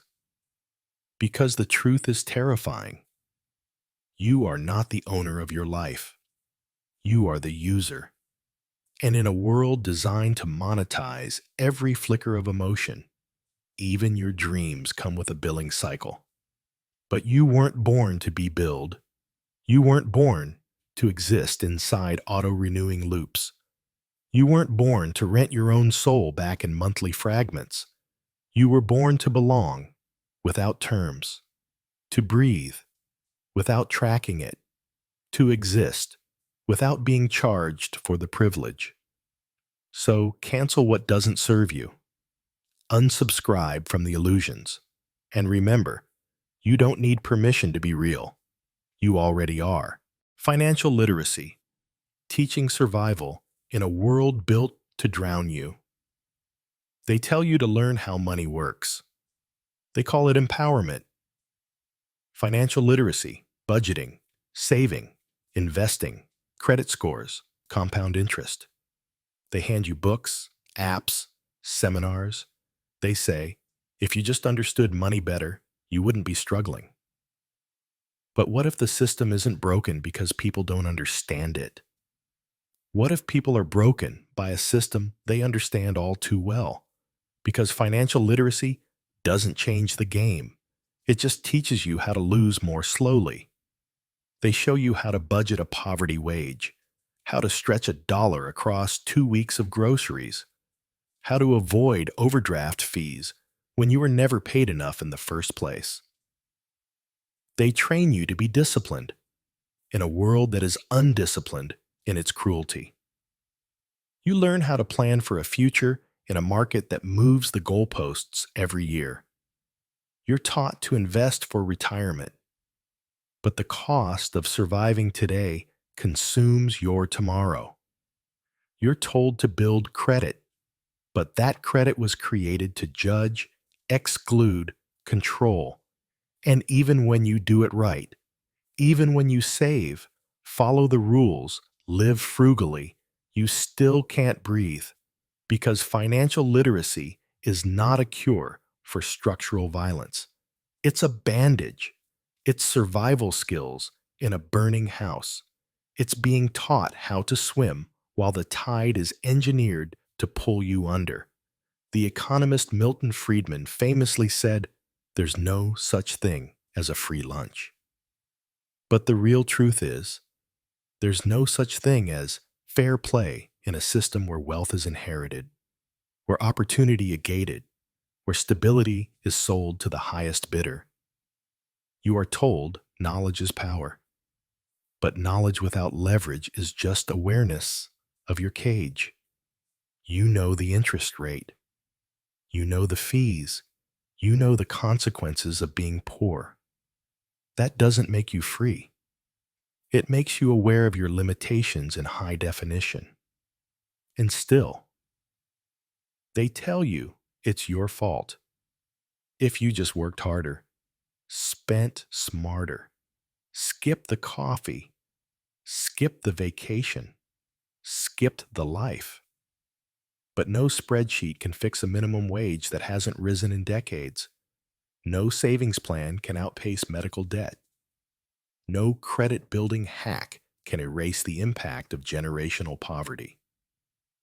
Financial literacy becomes a quiet gaslighting, an elegant way to say, if you're drowning, it's because you didn't learn to swim the right way.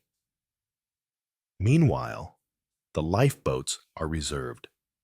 The ladder is pulled up, and those teaching the rules are profiting off your panic. Courses, gurus, coaches, they sell you empowerment while feeding the system that keeps you afraid. So ask yourself, is financial literacy really teaching you to win or just to cope? Is it making you free or just making you a more efficient servant?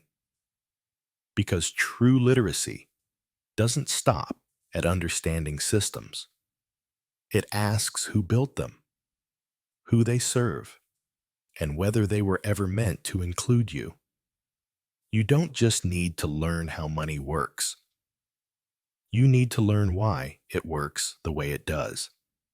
And when you do, you'll see the truth. The system isn't failing. It's functioning exactly as designed. You were never meant to thrive, just to survive, quietly, gratefully, obediently. So don't just read the rules. Question them. Rewrite them. Burn them if you must, because you are not stupid. You are not undisciplined. You are not the problem. You are simply awake. In a world that profits every time you blame yourself, productivity, the moralization of constant motion. You wake up and check the time. You measure your sleep. You count your steps. You open the to-do list like scripture. Productivity, the holy word of the modern world. The virtue disguised as a velocity. The religion where rest is sin and stillness is failure. You were not taught to be whole. You were taught to be useful, to fill the hours, to optimize the minutes, to make every second accountable. Because in this world, worth is no longer a birthright. It must be earned through motion. You must be moving, always moving, ding, improving, achieving, proving. And the moment you stop, the voice begins. You're falling behind. Someone is doing more. You should be ashamed. This is not time management. It is self-erasure under the guise of ambition. You are told to be productive. But productive for whom? Who profits from your endless motion? Who gains when your soul is measured in output? The philosopher Hannah Arendt warned of the danger of a society obsessed with labor, where action is replaced by routine, and humans become tools within systems they no longer understand. And you feel it, even in your body, the tension in your neck, the weight in your chest, the dread when you pause for too long. Because you've been trained to believe that silence is dangerous, that rest is a debt, that time not monetized is wasted. You even relax productively. You biohack. You multitask self-care. You listen to audiobooks while doing dishes. Because heaven forbid a moment goes unoptimized. Your joy is scheduled. Your rest monetized. Your passions turned into content. Your identity merged with your calendar. And slowly, you forget how to be without producing something. You are no longer a person. You are a brand, a system, a performance of efficiency.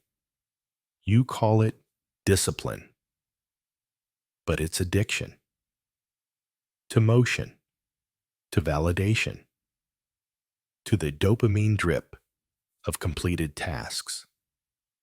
You don't know how to stop because stopping feels like disappearing. And the system rewards you for this. It applauds the burnout. It praises the all-nighters. It glorifies the hustle. But it never asks how much of you is left. Because the machine doesn't care if you break. It only cares that you function. So ask yourself, what are you producing that's worth the cost of your peace? What are you chasing that requires the sacrifice of your being? Who are you becoming under the weight of performance? Productivity should never be morality. It should never be identity. You are not a cog. You are not a line item. You are not a statistic in someone else's quarterly growth. You are a presence, a pulse, a breath. And sometimes the most radical act is to be unproductive on purpose. To sit, to stare, to rest, to resist the compulsion to turn every moment into something that can be measured. Because life was never meant to be a checklist, and you were never meant to prove your worth by how well you keep moving. The world will call you lazy, but maybe laziness is just a body remembering. It was not made for constant output.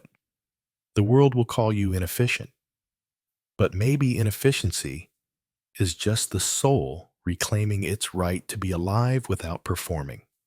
So let the list go. Let the day be unfinished. Let the inbox fill. Let yourself be still. Not because you've earned it, but because you never had to. You are not here to be productive. You are here to be present. And that is enough. Mortgages. Buying freedom 1 decade at a time. They call it the dream, a home, your own walls, your own keys, a place to belong. But behind the picket fence and freshly painted door lies a quiet agreement, a contract not just with a bank, but with a system that sells freedom in 30-year increments. The mortgage. A word dressed in legality and hope, but born from the French, mort, meaning death, and gage meaning pledge. A death pledge. You sign your name. You borrow hundreds of thousands. You promise your future in exchange for space. And you are told this is success. But what if a mortgage isn't a path to ownership, but a lease on life disguised as progress? You don't own the home. Not really. The bank does. Miss a payment, lose your job, get sick. The dream evaporates. Because what you've bought isn't safety. It's leverage. You become a worker with something to lose. And that's exactly what the system wants. You don't strike. You don't speak out. You don't walk away from the job that's killing you. Because there's a bill to pay that doesn't care about your dignity. The mortgage becomes a leash, long, elegant, quiet, tied not around your neck, but around your timeline. You dream of retirement, of paying it off, of finally being free. But by then, your back aches, your body slows. And the version of you who signed the contract feels like someone you once met in passing, but never truly became. The philosopher David Graeber wrote in Debt, the first 5,000 years that financial systems are built not just on money, but on promises. A mortgage is a promise stretched across decades. A vow made by someone who has no idea what the world will look like next year, let alone in 2045. And the cruelty? They tell you it's better than renting. But the mortgage doesn't save you from renting. It simply changes who collects. Now, you owe the illusion of ownership. You owe maintenance, taxes, repairs, insurance. You owe stability, and in exchange, you are expected to stay, to comply, to endure. You measure life in equity. You watch the market. You hope the neighborhood improves. Because now, your sense of security is tied to property values. You become territorial, anxious, obsessed with appreciation, and your life becomes a business, not a journey, not a home, a transaction. Ask yourself, how much of your life are you willing to trade for square footage? How many decades are you willing to sell for the right to say, "This is mine," knowing it's only ever truly yours when no one else wants it? You're not broken for wanting a home. You're not foolish for signing the papers. You've been told this is what adults do, what success looks like, what security feels like. But maybe the dream was never yours. Maybe it was handed to you by a world that needed you settled, quiet, and predictable. Because the wandering soul can't be taxed. The restless heart doesn't tie itself to property lines. The one who questions the contract is dangerous. So they sold you a dream that doubles as a cage and called it stability. But freedom cannot be mortgaged. Not in years. Not in interest. Not in bricks. You are not a payment plan. You are not an amortization schedule. You are not a signature locked in a file cabinet. You are breath, movement, becoming. And any dream that costs you your life to secure its foundation is not a dream worth chasing. Self-worth as ROI, becoming your own brand manager. You were not born a product. You were born a presence, a question, a flame. But somewhere along the line, you were taught to measure your worth in returns. ROI, return on investment. The cold language of business, now whispered into your most personal places. Is this hobby useful? Is this relationship helping me grow? Is this version of me performing well in the marketplace of perception? You've become your own brand manager, curating, optimizing, packaging, turning the self into a portfolio of measurable gains. You are no longer just a person. You are a product, a profile, a platform. You track followers like revenue. You call vulnerability content. You turn joy into data points and pain into marketable lessons. But what if self-worth measured in ROI isn't self-worth at all, but self-abandonment with a marketing strategy? You are told to invest in yourself, to build your value, to become more desirable, more efficient, more productive. You don't just go to therapy. You invest in mental clarity. You don't just rest. You optimize recovery. You don't just create, you monetize expression. The philosopher Erich Fromm warned of this decades ago, that in a capitalist society, we move from I am to I have, and eventually to I perform. Being becomes branding, and branding is not about truth, it's about control. You shape yourself not to be real, but to be appealing. And every version of you that doesn't fit the strategy is pushed into shadow.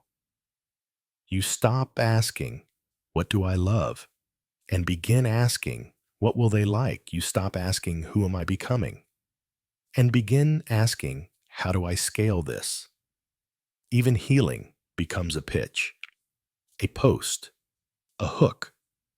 You're praised for your growth journey, but only if it looks good on screen. Only if it ends in triumph. Only if it adds value. Because now, your worth must be earned. Your story must be edited. Your suffering must be aesthetic. Your truth must fit the algorithm. And the worst part? You start believing this is freedom. That being your own boss means being your own evaluator. That managing your time means exploiting your hours. That crafting your brand means disowning your humanity. So ask yourself, when did your self-worth become a pitch deck? When did your heart become a venture? When did your dreams become assets? You are not a product line. You are not a strategy. You are not an account to be audited. You are a soul, messy, unscalable, unbranded. And the parts of you that don't perform, the soft, the slow, the silent, are not flaws. They are refusals.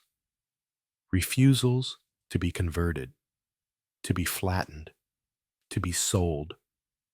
You do not exist to justify your existence. You do not need to prove your value through likes, metrics, income, or impact. You are not an investment. You are already the return. And the moment you stop seeing yourself as a brand is the moment you begin to remember. You were never meant to be consumed. You were meant to be. Scarcity mindset, the ghost of never enough. It starts early. A quiet fear, a glance at the empty plate, the tight budget, the grown-ups whispering about bills behind closed doors. And even if your belly is full now, even if you've climbed the ladder, even if you have enough, the feeling never leaves, that whisper. What if it's not enough? This is the scarcity mindset, not just an economic condition, but a psychological haunting, a ghost that lingers long after the poverty ends, if it ever ends. It is not about numbers. It is about fear. Fear of lack, fear of loss, fear that what you have will be taken. That safety is an illusion. That abundance is temporary. And so you hold on, tight, to money, to status, to things you don't even like, to relationships you've outgrown, to roles that drain you, because the ghost says, you might need this later. Scarcity mindset doesn't just hoard resources, it hoards possibility. It tells you not to dream too big, not to trust too deeply, not to rest too long. Because rest is dangerous. Joy is irresponsible. Stillness is an invitation to fall behind. And so you move, you work, you accumulate, you prove, even when you're tired, even when you're safe, even when you don't know what you're chasing anymore. The philosopher Erich Fromm warned of the shift from being to having, a transformation where identity is based not on presence, but on possession. Scarcity mindset is the root of that shift. It teaches you that value is external, that more is always better, that survival requires control. So you become meticulous, hyper-aware, scared of generosity, suspicious of grace. You call it realism, but it's trauma, because somewhere deep inside, you still believe the floor could fall out at any moment. And maybe it could. Maybe it has. Maybe it did. But now, you live as if it always will. Even when you're standing on solid ground. Scarcity isn't just about money.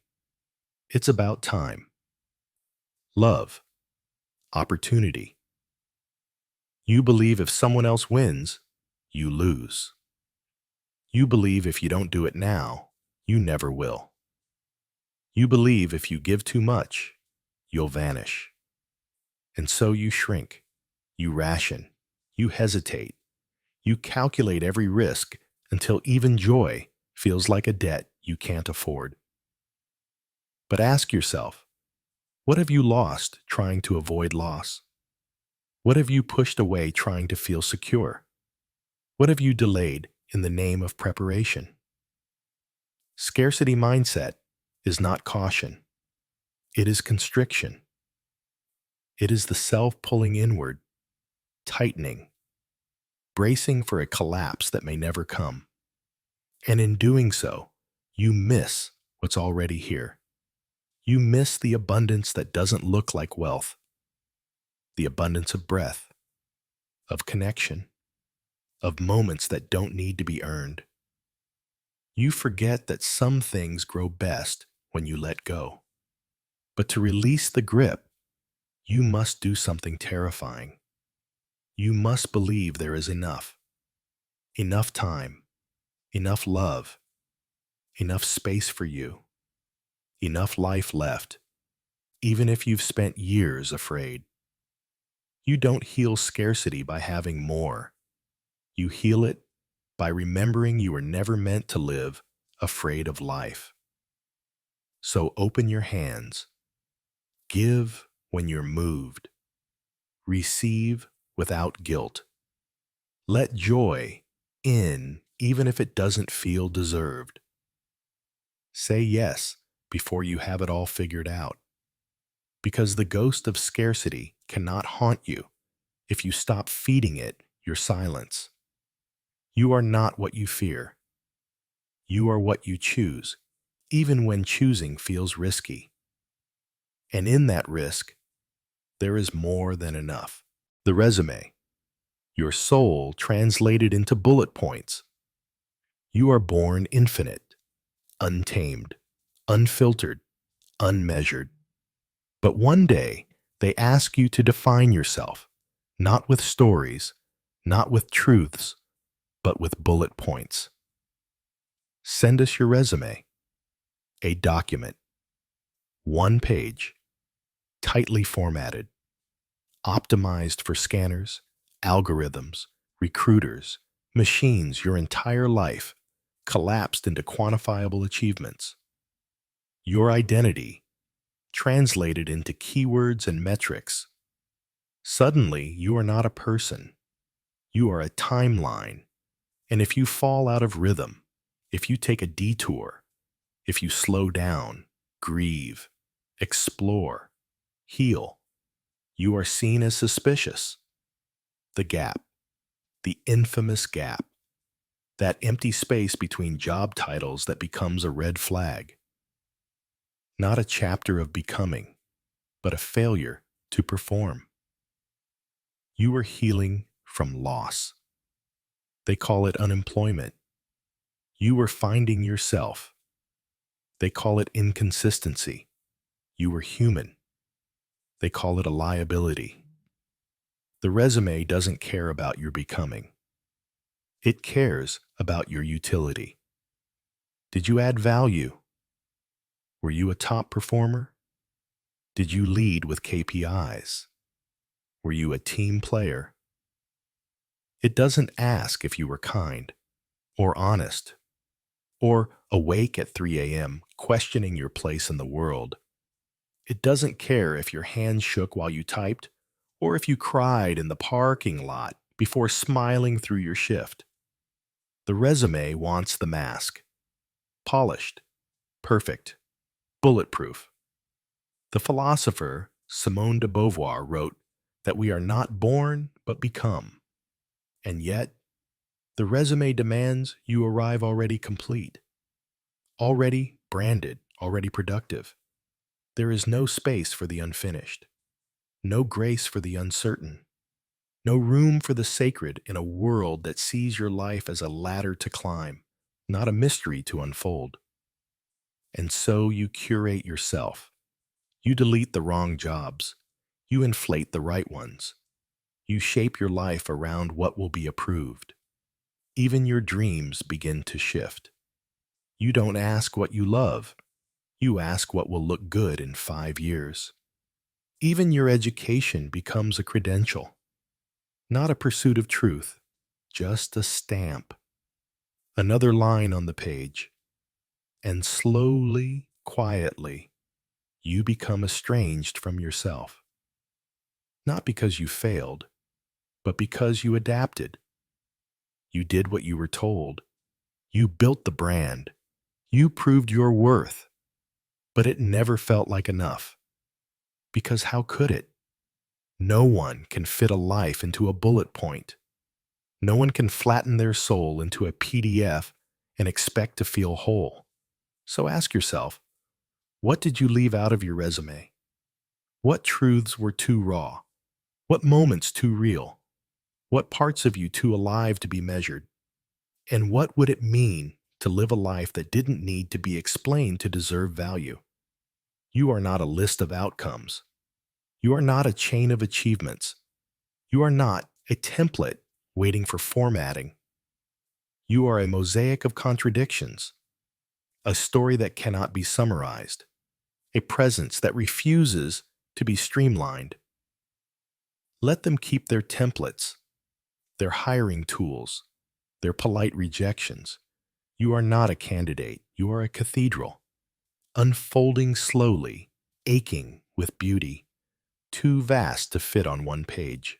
Time theft, stolen moments in the name of efficiency. They say time is money. But whose time? And whose money? Because in this world, not all time is equal. Some people get paid for thinking. Others get punished for needing a break. Some people bill for every hour. Others beg for 5 minutes to breathe. This is time theft, not the kind employers accuse workers of, but the kind workers suffer through in silence. The kind where your life is chipped away in tiny, sanctioned increments, where your every hour is owned, your every moment monitored, your every breath commodified. You clock in, you give your presence. But what you give isn't just labor, it's life. Lunch breaks that disappear under expectations. Overtime, unpaid, assumed, normalized.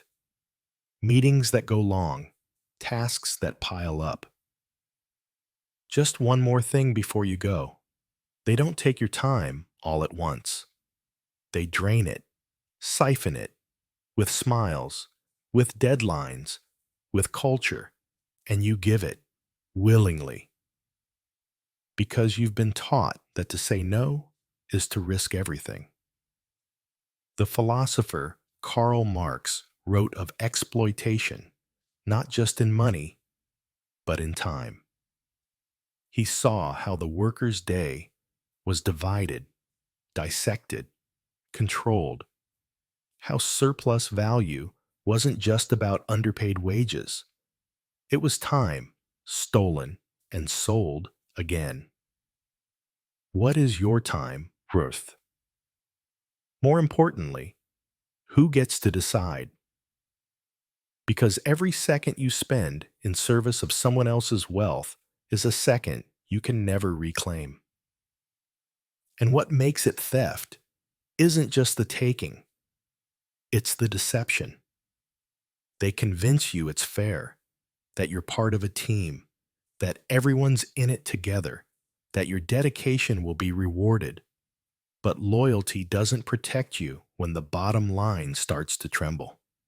And still, we glorify it. We praise the ones who stay late, who answer emails at midnight, who skip vacations, who never disconnect. We call them leaders. We call them committed. We call them successful.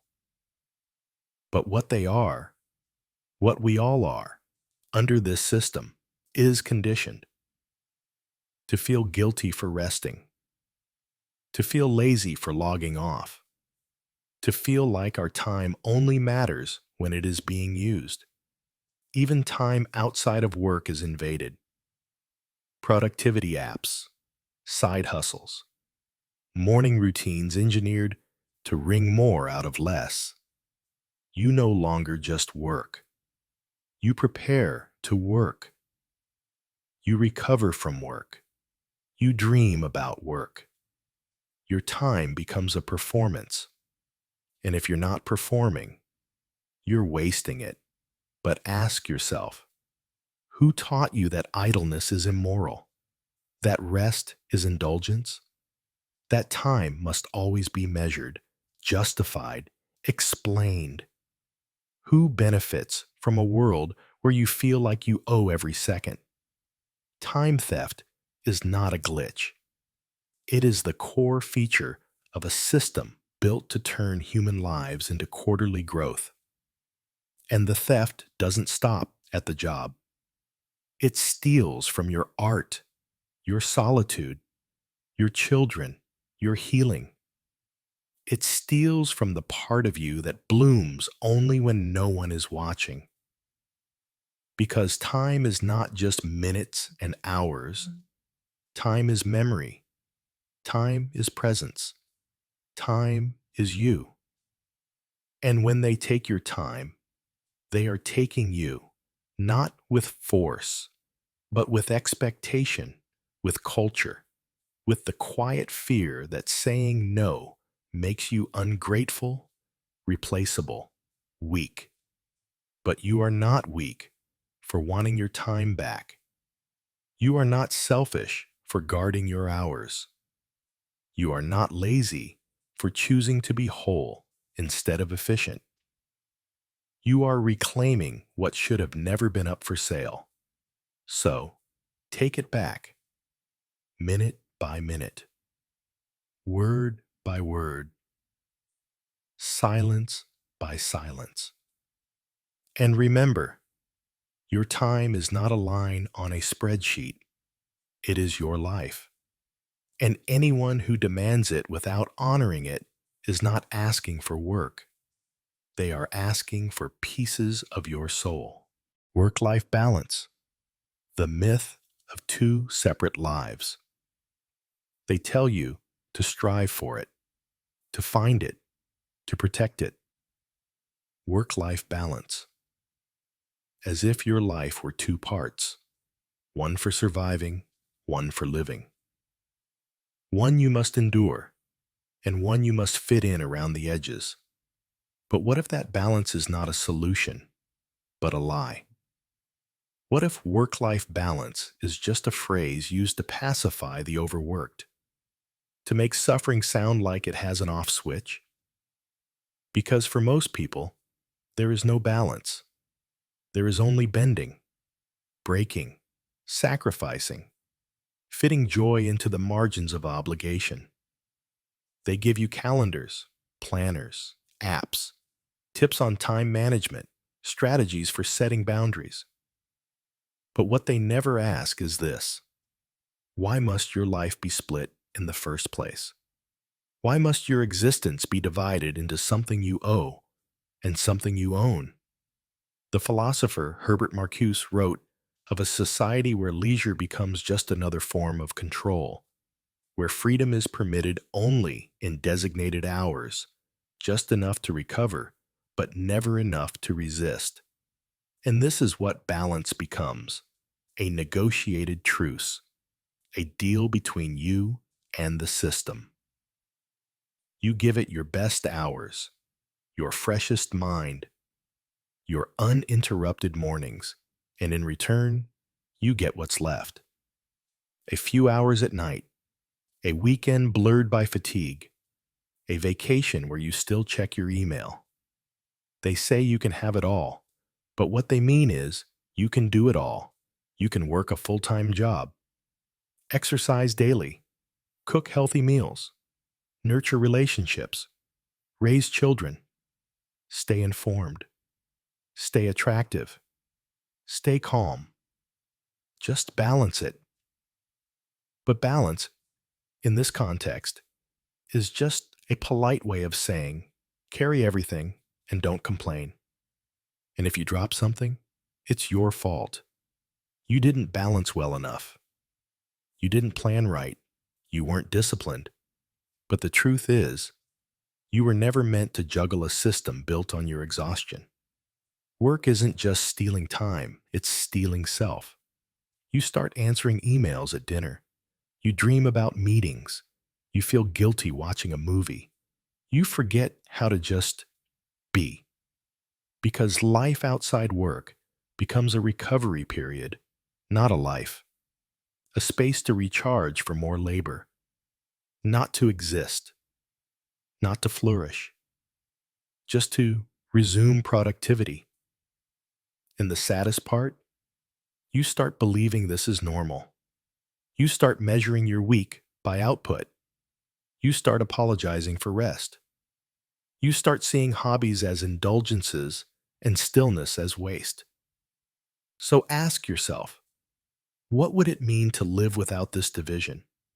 What would it mean if we didn't need balancing against work? Because life wasn't being stolen in the first place.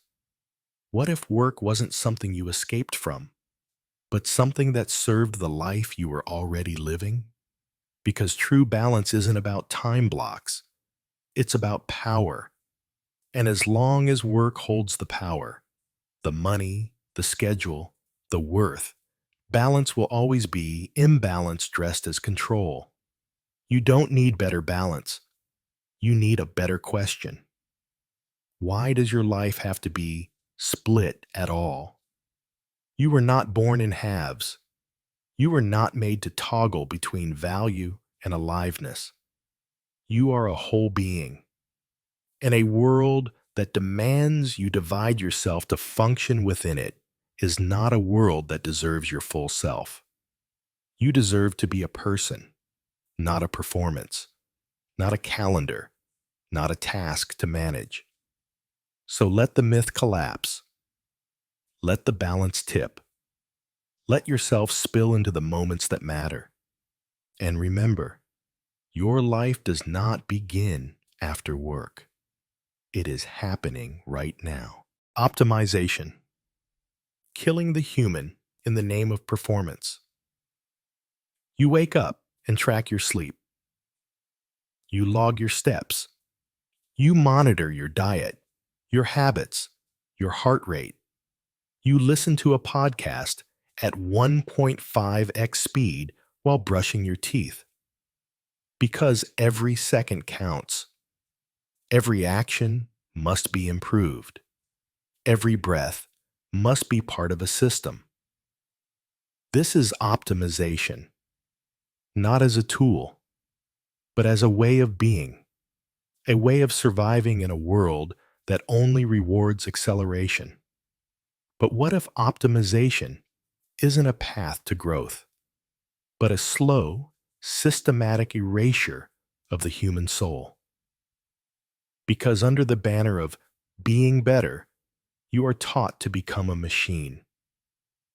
More efficient, more productive, more focused, more responsive, less alive.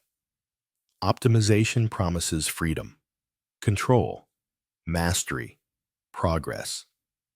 But what it delivers is exhaustion wrapped in progress bars. The philosopher Byung-Chul Han called this the achievement society, where we no longer need to be dominated by external forces because we have internalized the taskmaster. You don't need a boss. You are your own boss. You don't need surveillance. You monitor yourself. You don't need punishment. You carry your own guilt when you fall short. You optimize your health until food becomes fuel. You optimize your time until rest becomes a crime. You optimize your creativity until play becomes productivity. You optimize your relationships until love becomes performance. Every sacred thing, measured, improved, squeezed for maximum return. You are told to hack your brain, to stack your habits, to leverage your mornings, to upgrade your routine. But what are you becoming in the process? A more efficient being or a more obedient machine? Even your spirituality is optimized. Guided meditations, mindfulness apps, scheduled gratitude, even peace has been put on a timer. You are not living, you are iterating. And the worst part? You begin to mistake this exhaustion for evolution. You think you are leveling up. You think you are refining the self. But the self is not being refined. It's being reduced into tasks, into numbers, into a self so narrow, so engineered, so functional. It forgets how to feel. Optimization doesn't just kill inefficiency, it kills spontaneity, wonder, mess, stillness. But these are the core ingredients of being human. Ask yourself, when was the last time you did something slowly for no reason? When was the last time you wandered without outcome? When was the last time you allowed something to unfold without control? You are not a software update. You are not a beta version of a final product. You are not here to run faster, smarter, tighter. You are here to be, to feel your way through the world, to break, to pause, to meander. You are not inefficient. You are complex. You are not behind. You are on a path that cannot be optimized, only honored. But honoring doesn't scale. Honoring doesn't produce ROI. Honoring doesn't get you into elite circles of the hyper-efficient. So you keep pushing. You keep hacking. You keep building systems until you forget how to live without them. But life is not a spreadsheet. It is not a calendar. It is not a checklist of outcomes to achieve before you die. It is a mystery. It is a rhythm. It is a chaos that doesn't need to be solved, only witnessed. So, let the systems fall apart. Let the apps stay unopened. Let the to-do list go unfinished. And listen for the thing inside you that was never meant to be improved, only felt. Hustle culture's graveyard. Burnout with branding. You wake up early, not because you want to, but because winners do. You sip black coffee, open your planner, write down your goals, tell yourself today will be different because you're part of the hustle now. Grind, build, scale, repeat. But beneath the motivational quotes and curated morning routines lies a truth no one wants to name. This is a graveyard, a mass burial of burned out souls, buried beneath ambition, performance, and the desperate hope that if you work hard enough, long enough, loud enough, you'll finally matter. They call it hustle culture. But what they've really built is a machine where your value is based on your output, and your output is never enough. You can't rest. You might fall behind. You can't pause. You might disappear because someone, somewhere, is doing more. And your worth is tied to comparison.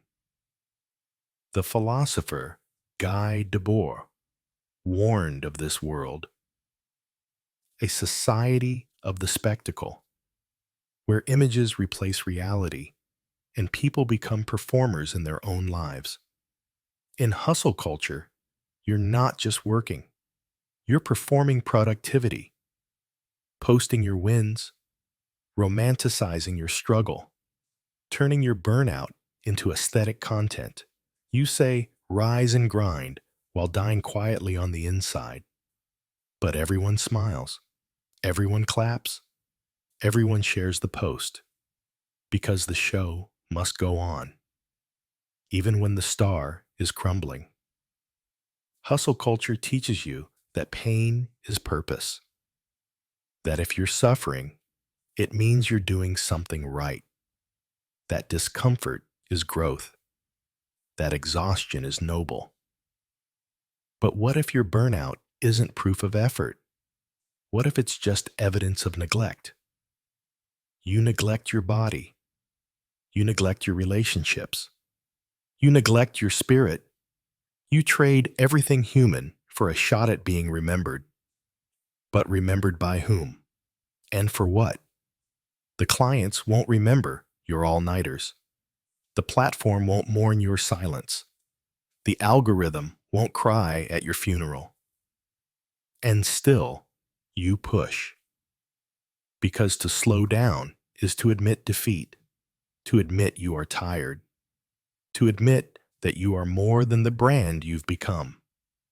Even rest becomes a strategy. Recharge so you can produce more. Sleep so you can hustle harder. Meditate so you can focus longer. Everything is a means to more output. There is no end, just a deeper hunger, and it feeds on your soul. You start to measure your days by accomplishments. You feel guilty when you do nothing. You turn every hour into a transaction.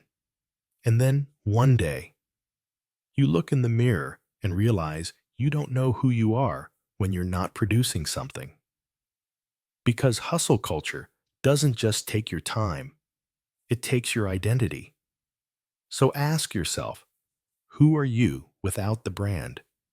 Who are you when no one is watching? Who are you when you stop performing effort? You are not lazy for longing. You are not broken for resting. You are not a failure for being tired. You are human in a system that worships the machine. But machines don't cry. Machines don't bleed. Machines don't ask why. You do, and that's your power. So step off the treadmill. Let the deadlines pass. Let the inbox overflow. Let the world wonder why you disappeared. And return to the self that doesn't need to hustle to be worthy, to the life that doesn't need to be monetized to be meaningful. The graveyard is full of high performers who never stopped to ask what it was all for. Don't be another name on that list. You were not born to grind. You were born to be. Exit strategies. The art of dreaming about leaving but never going. You say it in passing. You whisper it in traffic. You fantasize about it at your desk. One day, I'm getting out of here.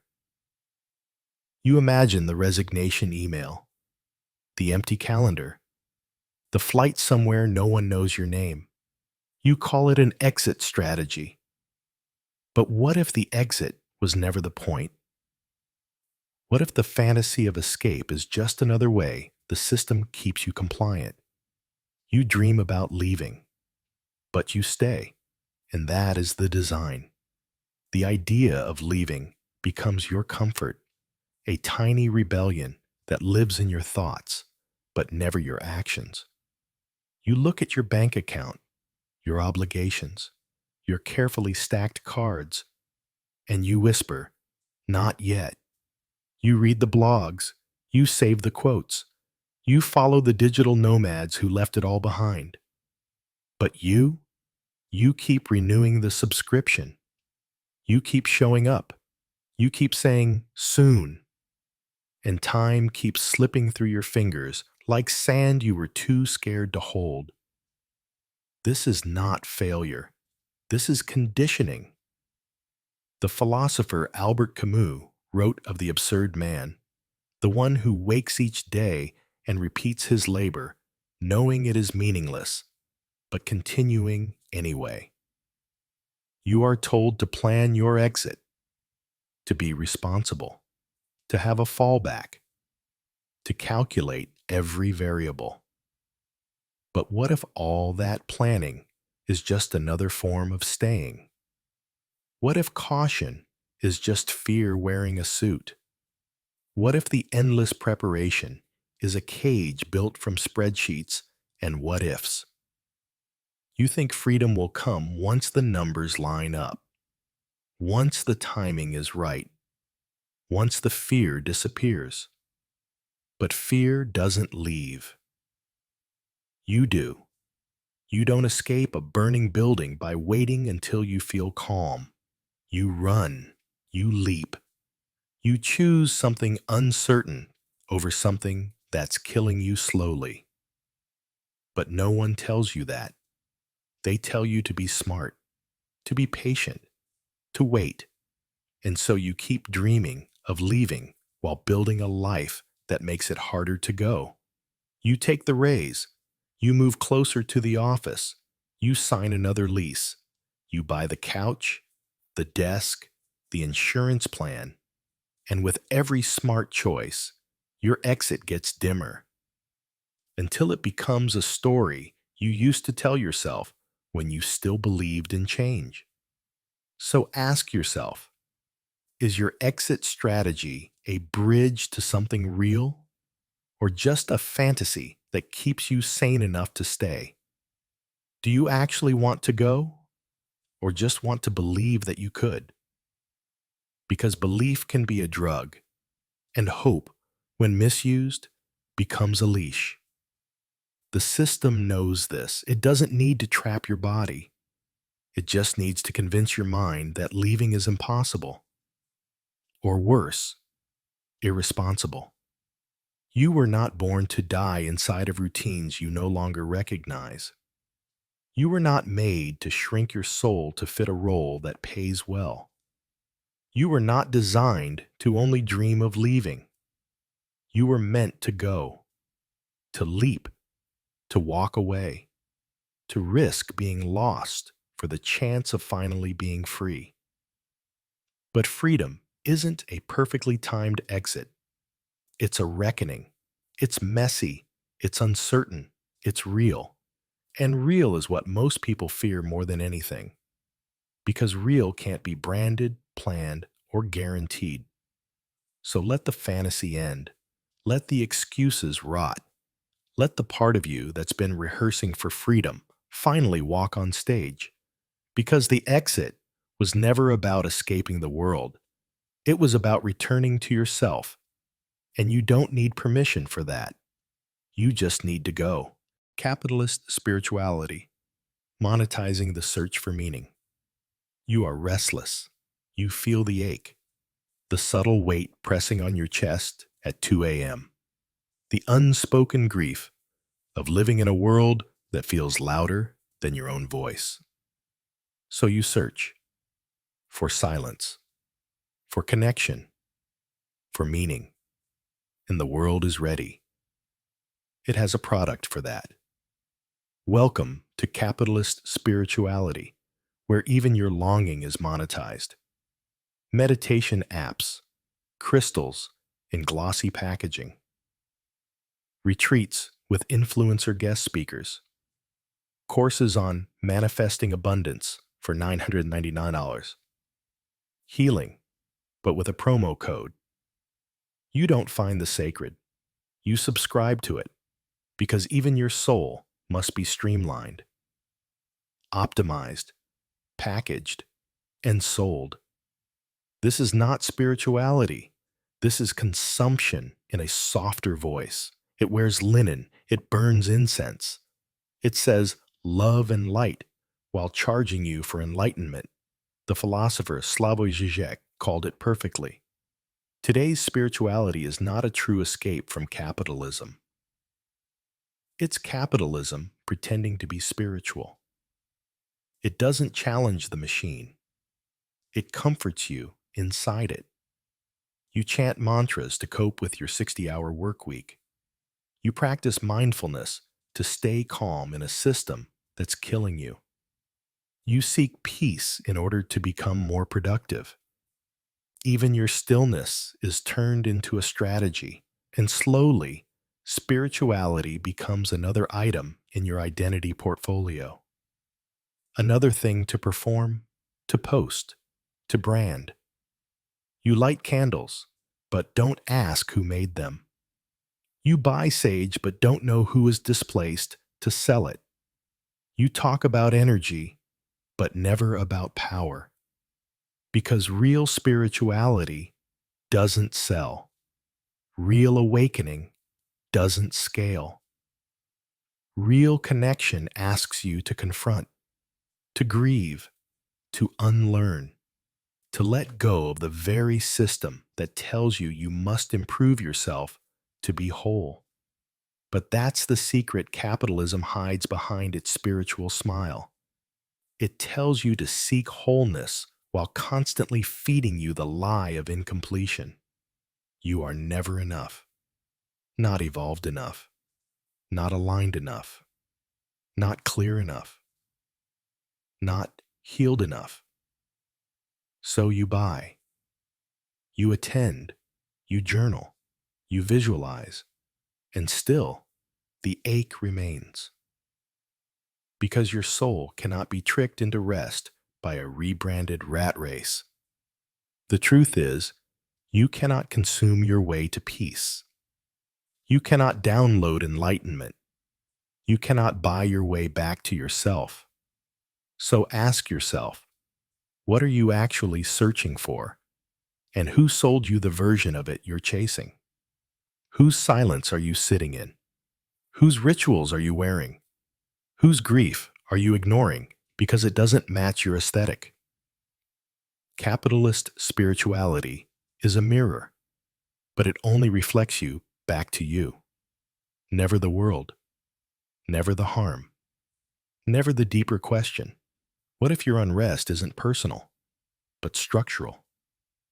What if the emptiness you feel is the byproduct of living in a system that taught you to mistake coping for healing, to mistake comfort for liberation, to mistake luxury for grace?